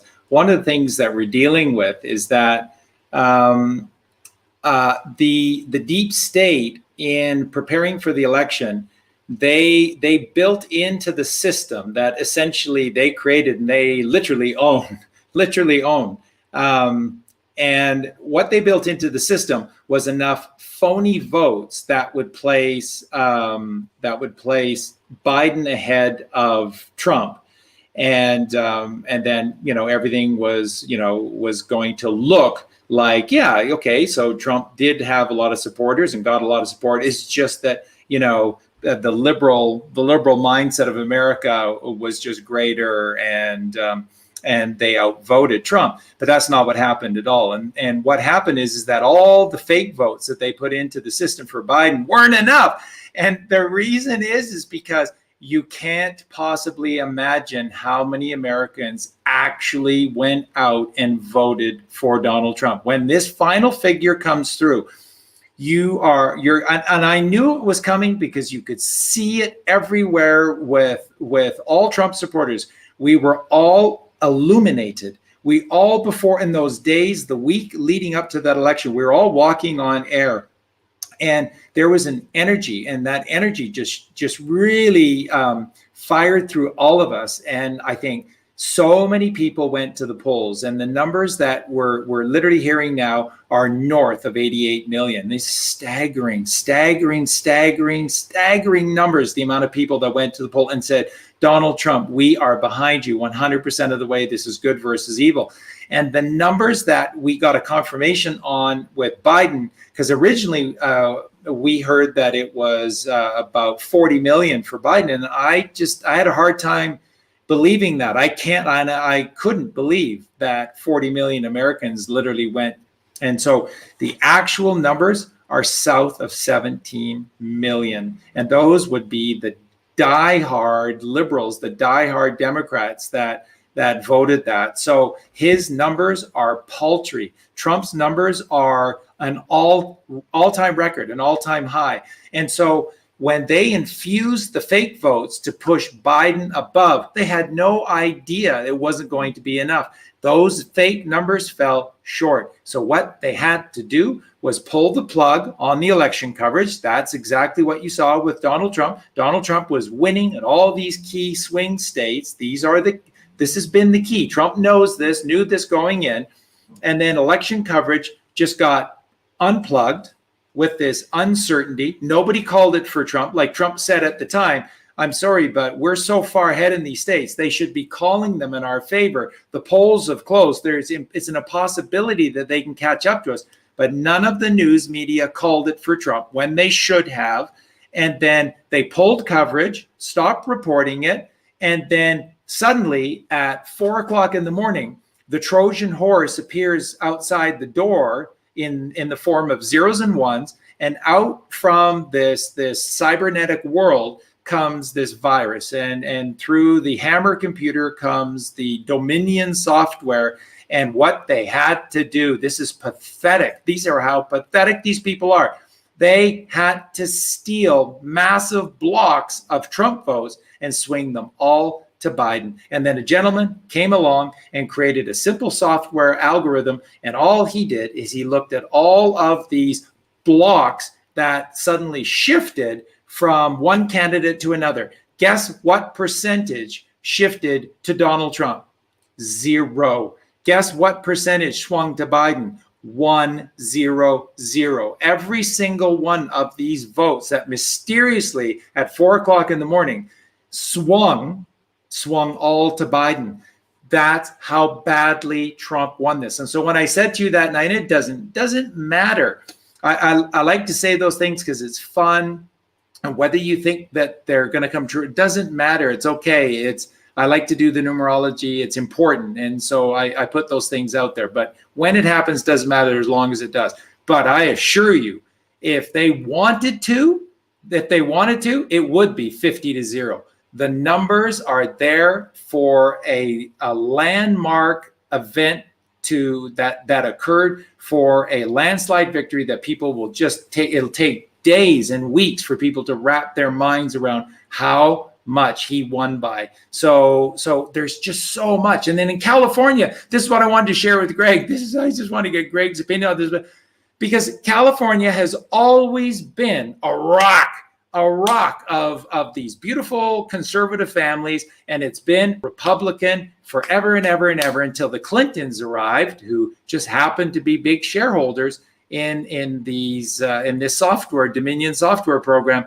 And then suddenly California became the stronghold with all of its massive amount of electoral votes, became a stronghold for Democrats when it was always Republican. How did that happen? And then we just accepted it, of course, because it's in Hollywood movies, it's in TV shows, and it's on the news every single frickin' night. And what I want to share with you is nothing changed. Nothing changed. Every single year from the Clintons onward, they voted Republican every single year. You need to know that. Nancy Pelosi winning in her district with 78 to 86% of her vote is just horseshit. Sorry for the language, but it's so vile and disgusting, and it's so immature that it's just incredible. So I just wanted to point that out and get Greg's thoughts on it, because folks, for the last 25, 30 years, nothing has changed. California has continued to be a rock of conservative values and Republican voting, and yet that's not what we have seen. That's not what we have seen. Yeah, Charlie, fear is an illusion, as well as the Democrats actually winning elections. So those are two big illusions right there. I just want to share that with everybody. All right, if you think the Democrats have actually been legally winning elections, that is one of the biggest illusions that's going to be shattered for you coming very, very soon. Okay. I've visited California, and I spent most of my time in Northern California, and I came across more staunch conservatives than I did Democrats. There were a lot of people there that came off being liberal, but deep down, when you talk to them, like, yeah, I vote Republican. There are more Republicans here in New Jersey, where I live, than Democrats. Even in the centralized part of the state where it's said to be, you know, uber liberal, again, they don't win legally. All right. A lot of these people, especially the lower tier politicians, they just get put in. They just get put in. I mean, that's just how it rolls here. I could give you a list of Trump supporters 10 miles long and then some that I know. There is absolutely no way that a robot candidate who had only 10 or 20 people show up to his rallies is going to conjure that much support and that much, yes, let's vote for Biden. You know, we got to vote for Biden, you know, 20 people strong, vote for Biden, you know. And then you go to, you know, a Trump rally. And I've been to 2 Trump rallies myself. And it was one of the most amazing experiences that you could have. The energy is just palpable. And it's just unbelievable. And I actually went to the one down in Wildwood, New Jersey, which they were talking about wasn't going to get anything. And he got 400,000 people, I think, heading down that way. It was an immense number. He only could fit 10,000, but he got so many people running down there. It was just unbelievable. So if you go to a Trump rally, you know, you feel the energy in the air. You feel the energy in your soul.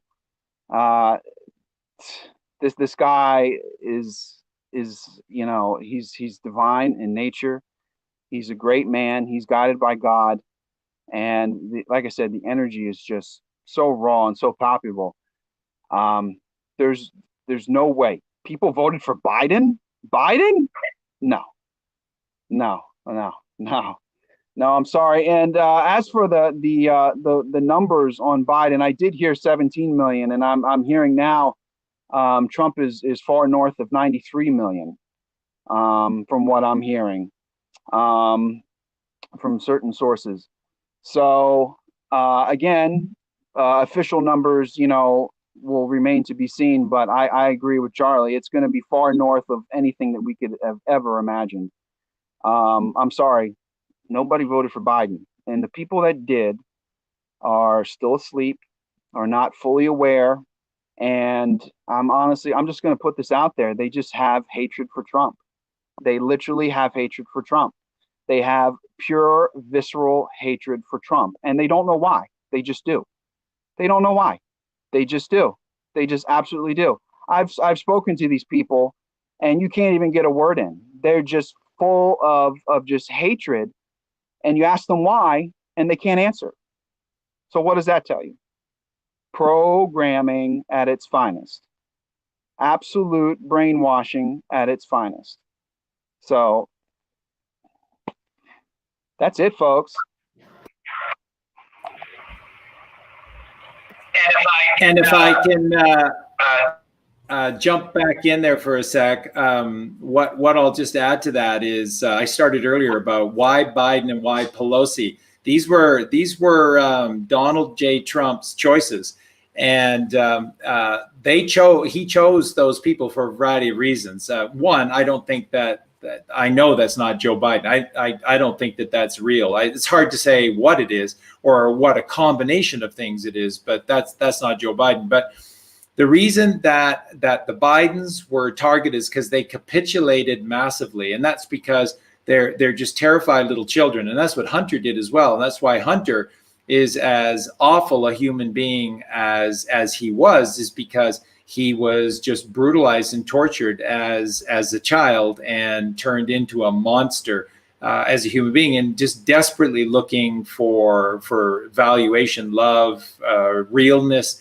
in his life. And Joe Biden is just a scared little liar. And that's all he's ever done. By the way, you know, those documents that the FBI have, they redacted a lot of the information in them, but the FBI have documents where John F. Kennedy Jr.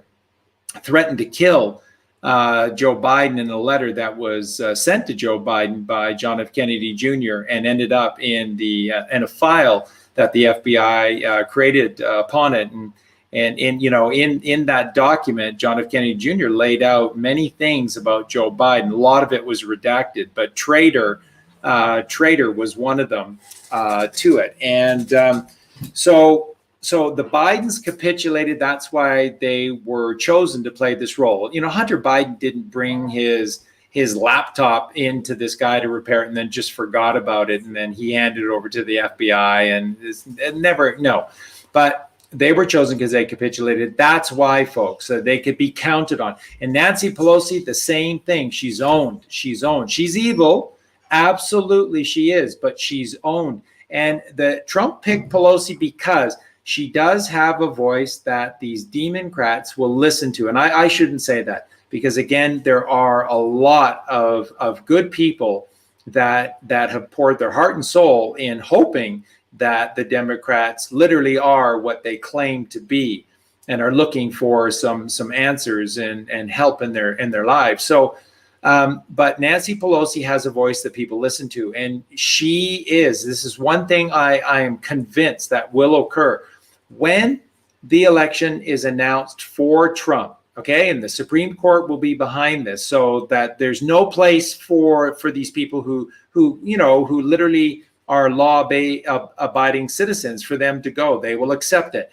That's when Nancy Pelosi will be rolled out of cold storage again, and then she'll be asked to give the speech of her life. And this is what she's been allowed to live for. Okay, I want to make that clear. She's been allowed to be alive and spend the rest of her life in prison for this upcoming moment. And what she's going to say is that we need to accept this, and we need to move forward. And that is essentially going to be the basis to a speech that's going to come from Pelosi. And she was chosen to play this role. So I'd love to get Greg's thoughts on that one as well. Yeah, well, Nancy Pelosi is the mama bear of the Democratic Party, and has been for quite some time. So Trump chose brilliantly when choosing her to lead the Democrats, down this path. And essentially, it will be their end, because as we all know, the Democrats don't make speeches, don't make concession speeches, or they don't make them very, very well. Thank you. So this will be, when Pelosi makes that speech, it'll be a fine turning point for politics as we know it in our country. The administration has initiated the single greatest mobilization in U.S. history, pioneering, developing, and manufacturing therapies and vaccines in record time. Numbers like nobody's seen before. No medical breakthrough of this scope and magnitude has ever been achieved this rapidly, this quickly. And we're very proud of it. And I had tremendous help from the military, generals, admirals, and many of the great people at the White House. Operation Warp Speed is unequaled and unrivaled anywhere in the world. And leaders of other countries have called me to congratulate us on what we've been able to do. And we've helped many countries with their ventilators and all of the problems they were having. And I'd like to congratulate everyone involved in this effort. It's been an incredible effort. As a result of Operation Warp Speed, Pfizer announced on Monday that its China virus vaccine is more than 90% effective. This far exceeds any and all expectations. Nobody thought they'd get to that level. And we have others coming, which we think will be at equal level, maybe more if that's possible. In July, my administration reached an agreement with Pfizer to provide $1.95 billion to support the mass manufacturing and distribution of 100 million doses, with the option to purchase a total of 600 million doses shortly thereafter. Our investment will make it possible for the vaccine to be provided by Pfizer free of charge. Pfizer said it wasn't part of Warp Speed, but that turned out to be an unfortunate misrepresentation. They are part. That's why we gave them the $1.95 billion. And it was an unfortunate mistake that they made when they said that. We will work to secure an emergency use authorization, which should be coming down extremely soon. And my administration will then coordinate the distribution of the vaccine, and it will be approved. I think, again, it will be approved very, very quickly, we hope. The average development timeline for the vaccine, including clinical tests and manufacturing, can take 8 to 12 years. Through Operation Warp Speed, we're doing it in less than 1 year. If you had a different administration with different people, what we've done would have taken, in my opinion, 3, 4, 5 years, and it would have been in the FDA forever. This is 5 times faster than the fastest prior vaccine development in history. 5 times faster. Say it again, 5 times faster. Nobody can believe it, actually. 3 other vaccines are also in the final stages of trial. They'll arrive within a few weeks, and they will also be mass-produced, and the delivery will be very rapid. We're ready to go. The vaccine will be distributed to frontline workers, the elderly, and high-risk Americans immediately. It will be a matter of weeks. Get out very, very much ahead of schedule. Any schedule that I said we're going to be far ahead of that. We know that this virus primarily targets older populations and those with underlying health conditions, while over 99.98% of those under the age of 50 make a full and quick recovery. By giving the vaccine to high-risk individuals right away, we will dramatically reduce hospitalizations and deaths. Case levels are high, but a lot of the case levels are high because of the fact that we have the best testing program anywhere in the world. We've developed the most and the best tests, and we test far more than any other country, so it shows, obviously, more cases. By vaccinating the elderly and the high risk, we will effectively end this phase of the pandemic and allow seniors to reclaim their golden years, the golden years of their lives, which is so incredible. And it's about time that they can have those golden years. Again, this process is starting right away. Millions of doses will soon be going out the door. They're all ready, waiting for that final approval. As soon as April, the vaccine will be available to the entire general population, with the exception of places like New York State, where, for political reasons, the governor decided to say, and I don't think it's good politically, I think it's very bad from a health standpoint, but he wants to take his time on the vaccine. He doesn't trust where the vaccine's coming from. These are coming from the greatest companies anywhere in the world, greatest labs in the world, but he doesn't trust the fact that it's this White House, this administration. So we won't be delivering it to New York until we have authorization to do so, and that pains me to say that.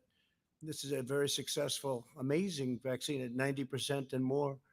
But so the Governor Cuomo, will have to let us know when he's ready for it. Otherwise, we can't be delivering it to a state that won't be giving it to its people immediately.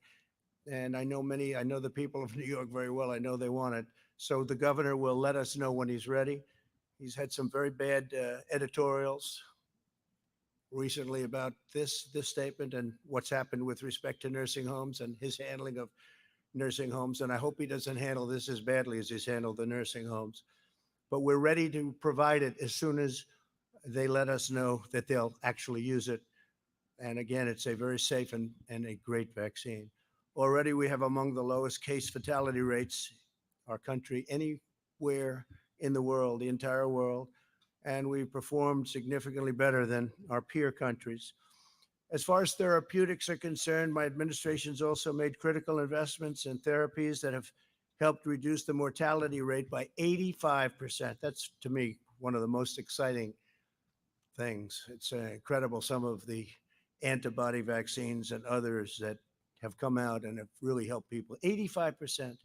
Last month, the FDA approved remdesivir, and we've secured enough remdesivir to treat 850,000 patients. My administration finalized an agreement with Eli Lilly to purchase the first doses of their antibody therapy, which shows amazing results.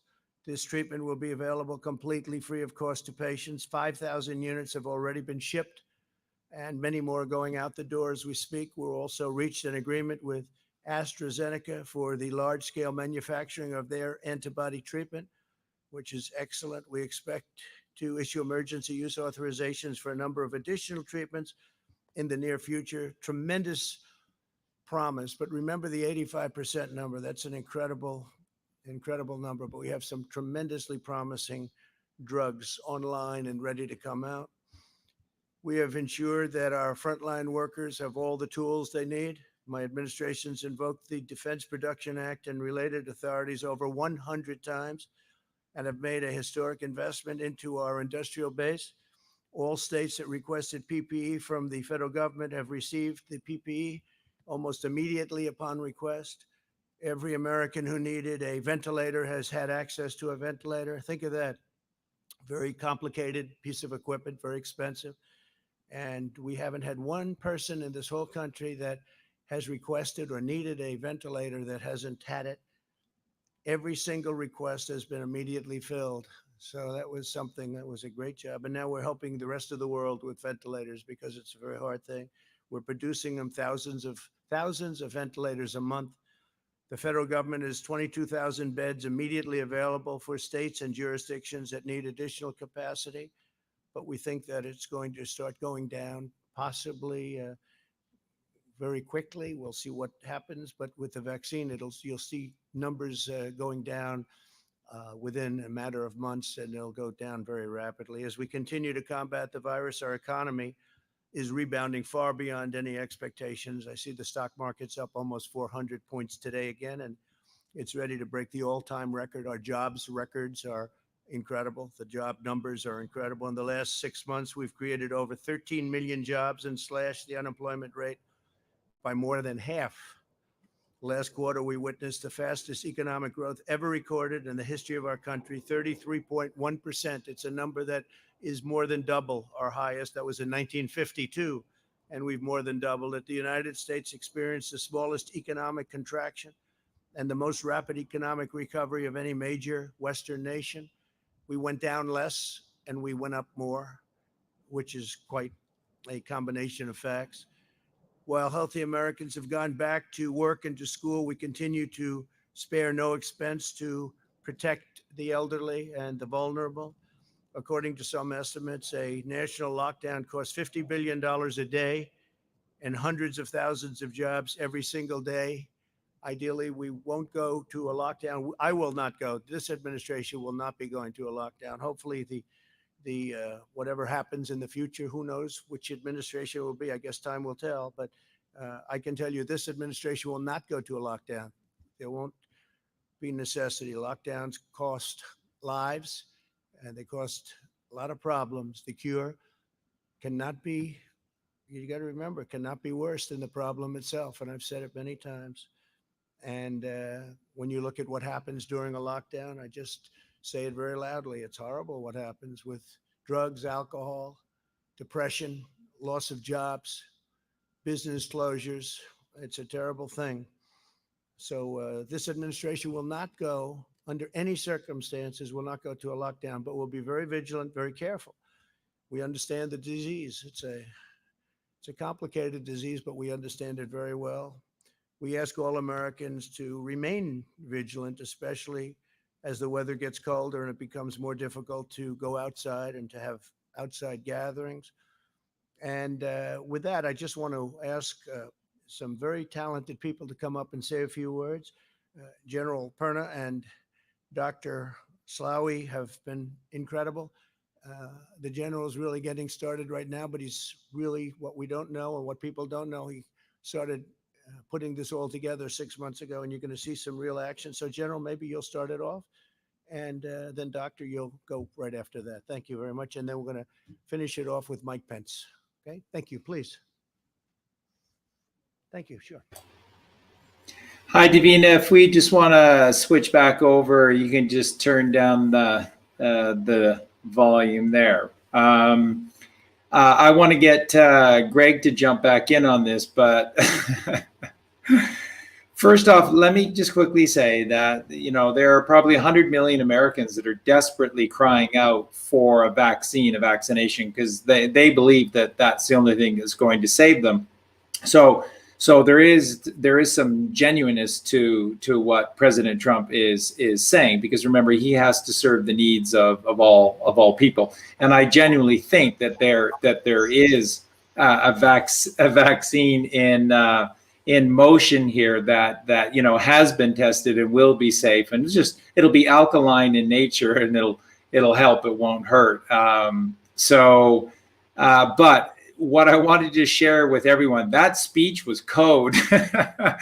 Everything that just happened there is massive code. And the first thing I want to point out is that the flag is, and you just have to watch for stuff like this. The golden filings on the flag, which are the landmark edition of the Corporation of the United States of America, which is specious and unreal, are gone. Okay, they're not there. There's a gold trim, but those are not the gold filings that were on the flag. It's been removed. So that is a different flag. Now, the second thing about that flag that you need to note is that you weren't seeing the blue stars. You were only seeing the red stripes, and it's red and white.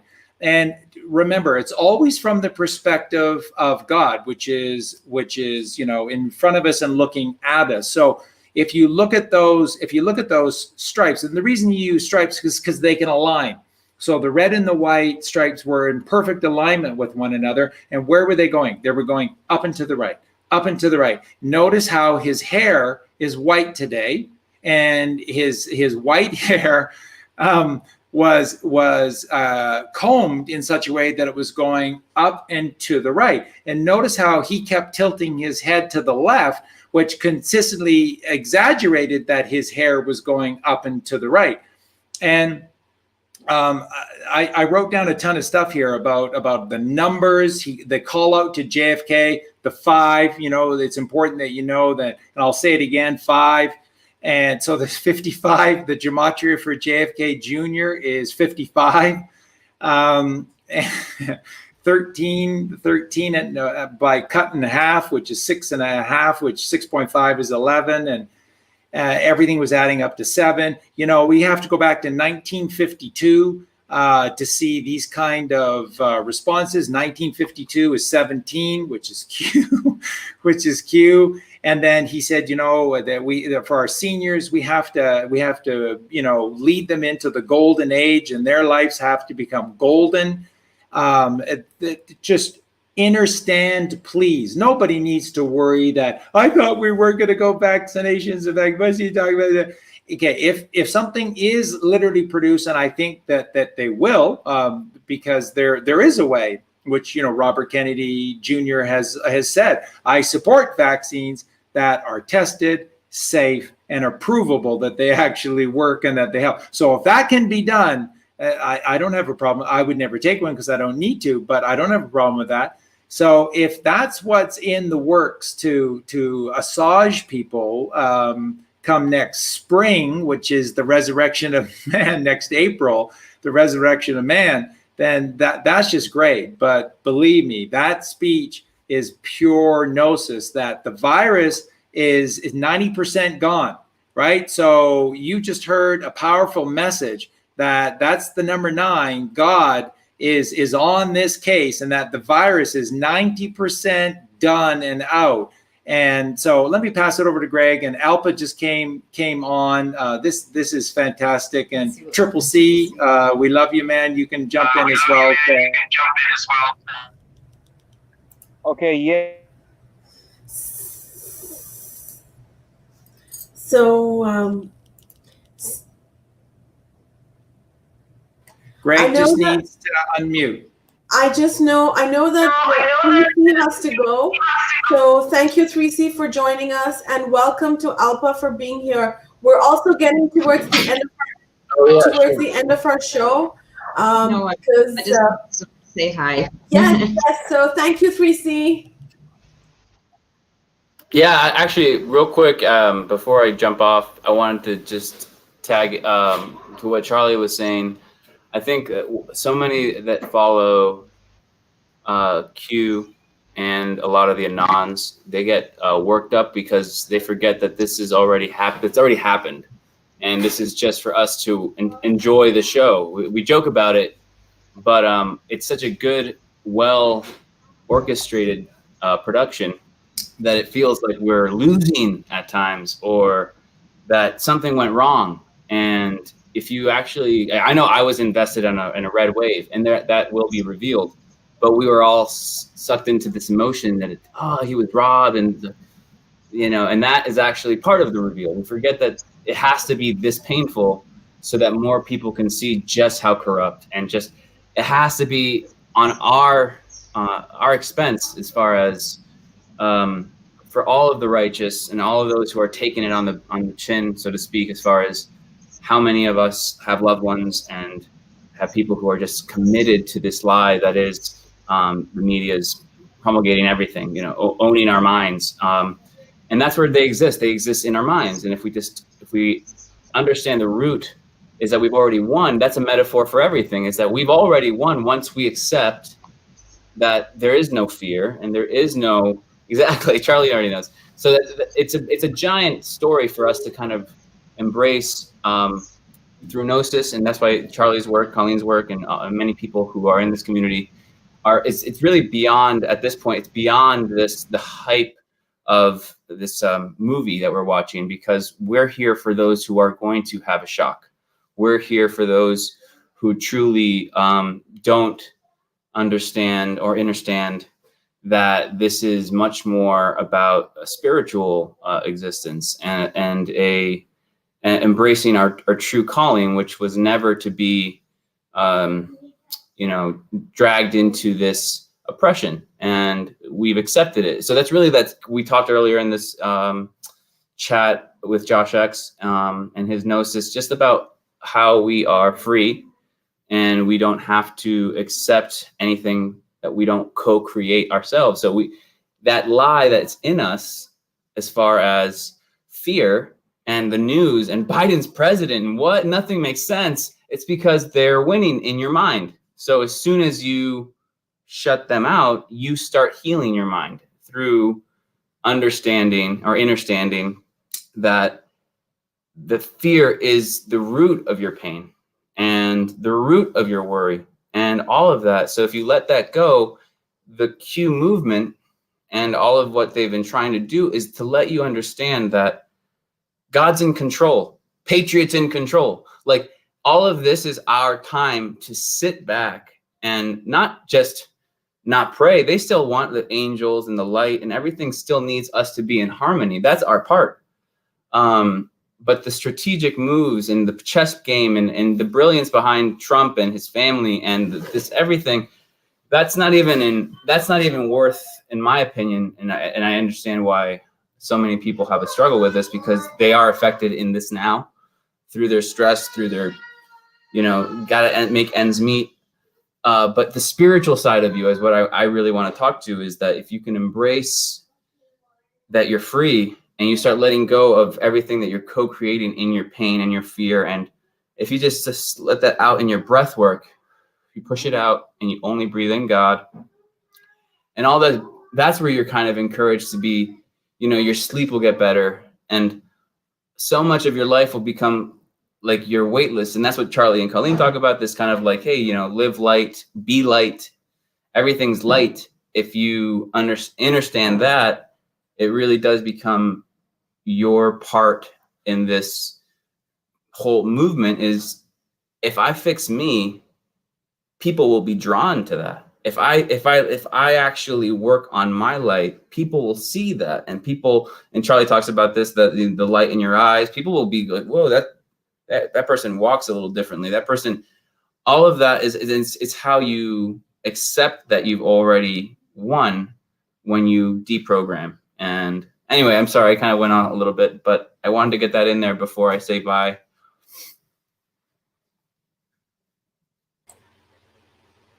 Brilliant, Triple C, brilliant. Thank you, Triple C. All right, guys. Yeah, we love you. Thank you for coming. Thank you for coming on. And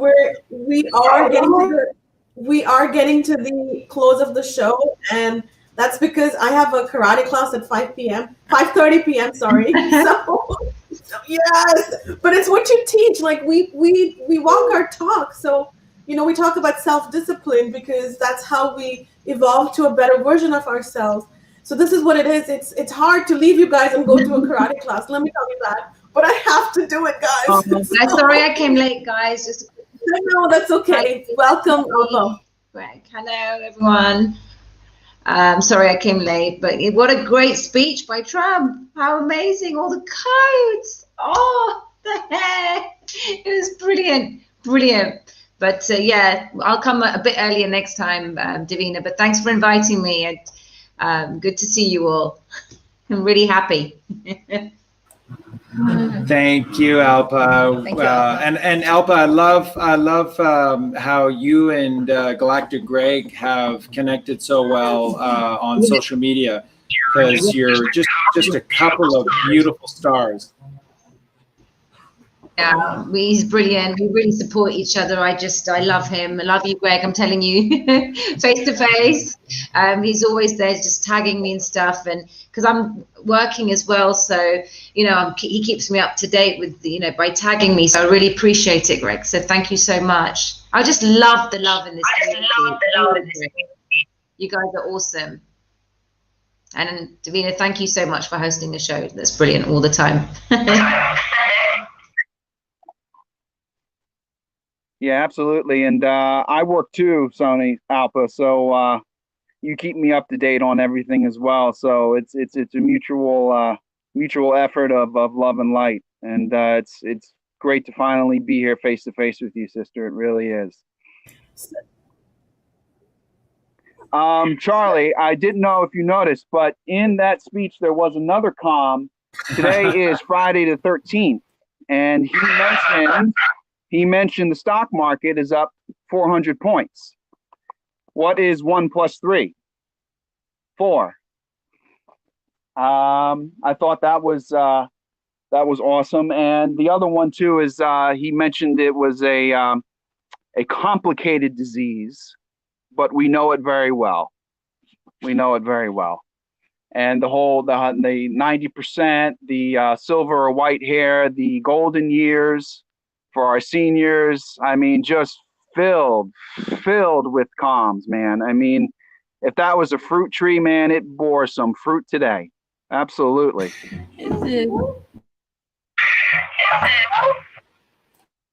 Yeah, so thank you, Greg. And Charlie, Colleen, just as we wrap up the show, we do have a winner for the book. And today, who wants to announce the winner? I guess I have to. So the winner of the book from last week is Joanne 𝐁𝐑𝐈𝐋𝐋𝐘, CHIALK, and you get a signed copy of Too Fat, Too Loud, Too Ambitious. And this week we are giving away the book, but we are also giving away the Sexy Brilliant 100% organic t-shirt. So it's Sexy Brilliant. Alpa, do you want it? Share this video. Greg, you're gonna look very sexy in it. So guys, those of you who want this t-shirt, please share this video. Please tag your friends, tag us, let us know, tag Colleen, tag Charlie, and find us on Parler, find us on Facebook, on Instagram, on LinkedIn, and of course, subscribe to our nonprofit foundation, sexybrilliant.org. And as always, you can email us at teamcharliefreak@gmail.com. And of course, we're going to be back next Friday at 2 p.m. Eastern with more questions, more of what is happening live on everything, the drama unfolding. It's a soap opera, right? But it's kind of getting more interesting. And I know it's a lot to take in, but if we start paying attention, we stay connected to ourselves, we can also find joy in everything that's going on. So I want to bring back Charlie and Colleen and say thank you to Alpa and Greg for joining us. And Alpa, Greg, we're going to be back next week with you guys. Thank you so much. Yeah, and let me just echo that while they're both still here, just really quickly, thank you to both, and for Greg and Alpa, open invitation all the time to jump in our shows. That also goes, guys, with Alois and Josh on Mondays with our the True Understanding of Spirituality shows. Those are great shows as well. So always an open invitation, because you guys are our families and we love you so much. So that would be amazing. And you know, another thing that President Trump said in the speech, everyone, please listen and please share, is what did he say? He said that there are going to be no restrictions, okay? So no lockdowns. He said lockdowns don't work, all right? And so for all of you, we're on the cusp of this change. This change is going to happen very shortly here, very shortly. He almost said it. You could just see. He was like begging to say, the storm is upon us. He's so close to saying the storm is upon us. So we're so close here. And so what I want to share with everyone is when we come out the other side of this, there's not going to be more lockdowns. The COVID nonsense will go away. So that's one thing for a lot of people in the UK that have been asking us a ton. No, this silly narrative is going to end. And again, let me end with what I started today and make this forefront in your thought. There is a plan in place. They know how much you have had to sacrifice from March 11th, 3/11. They know how much you've had to sacrifice through all of this.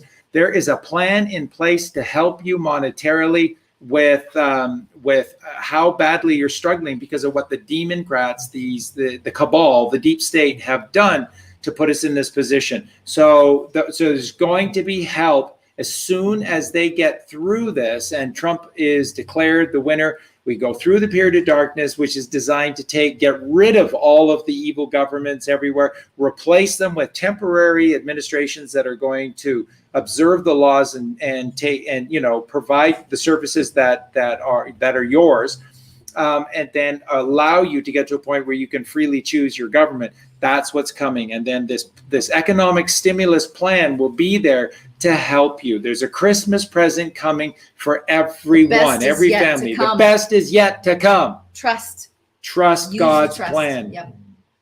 It's coming. Thank you all. Thank you so much, Charlie. And thank you. Thank you, Colleen. And once again, I want to reserve the date for the 21st of December. We're going to be celebrating entering Age of Aquarius here on this very channel. So make sure that you're there. You're bringing your friends, no matter whether they're the red or the blue. Make sure that you are there and you are part of the party, part of the new age, the awakening, the awareness. So 21st of December, and you can find all the information on sexybrilliant.org. Once again, we are going to be giving away a copy of the book, Too Fat, Too Loud, Too Ambitious. You can read a sample chapter for free on the website, Too Fat, Too Loud, Too Ambitious. And as a surprise, we're also giving away a Sexy Brilliant t-shirt, 100% organic. So let us know if you want any of this. And we're going to be so grateful to share this with you. And support Charlie and Colleen on YouTube, on the Freak Sense Facebook group, as well as PayPal, Charlie Freak 777. Right, Charlie? Yeah, we'll have it all in the notes for everyone. It's a work in progress with these demons taking us down, but due to the work of Colleen and God, it looks like it's coming back around. So it looks like we're going to be okay. Yay! Thank you so much, and back next week at 2 p.m. Eastern Standard Time. In the meantime, Charlie and Colleen are always surprising us with live videos. By the way, did I tell you how much I love those videos, Charlie and Colleen? Thank you. Ton of information, so really appreciate that. Thank you. We love you all. Love you all. Thanks, Devina. Great job. And Devina. Oh, Sensei! It's time to exercise, self-care, self-love. And happy Diwali to everybody celebrating. Tomorrow is the Festival of Lights. So to all the people from India and everywhere in the world, many wishes, good wishes for Diwali, the festival of good over evil. Excellent. And really quickly for everyone, because there's just been a ton of questions on it. Very last thing, Pfizer. Again, none of these definitions that you used to know mean anything. Pfizer is not owned by the cabal anymore. So when you hear Pfizer, Pfizer, they're going to kill it. And all of these corporations have been taken over. Microsoft taken over. Pfizer taken over. Don't worry about this. They no longer have the ability. Exactly. No. It's a whole no more, like new Devina reality. Said, yeah. Dark over light. Yeah. No more. Yeah. Don't worry. Light is there. The light is there, the light within you. So connect to yourself. Self-knowledge is the key. Know thyself. And this book, Too Fat, Too Loud, Too Ambitious, teaches you the tools based on the trademark KAUR process, which starts with self-knowledge and then acceptance. Unlearning, which is unlearning all that crap we've learned in school. And then the last is the release. So enjoy the book. It's a workbook. Lots of great tools and tips in it. Once again, thank you so much, and we love you. Merci. Bye, Charlie. Bye, Colleen. Bye, Devina.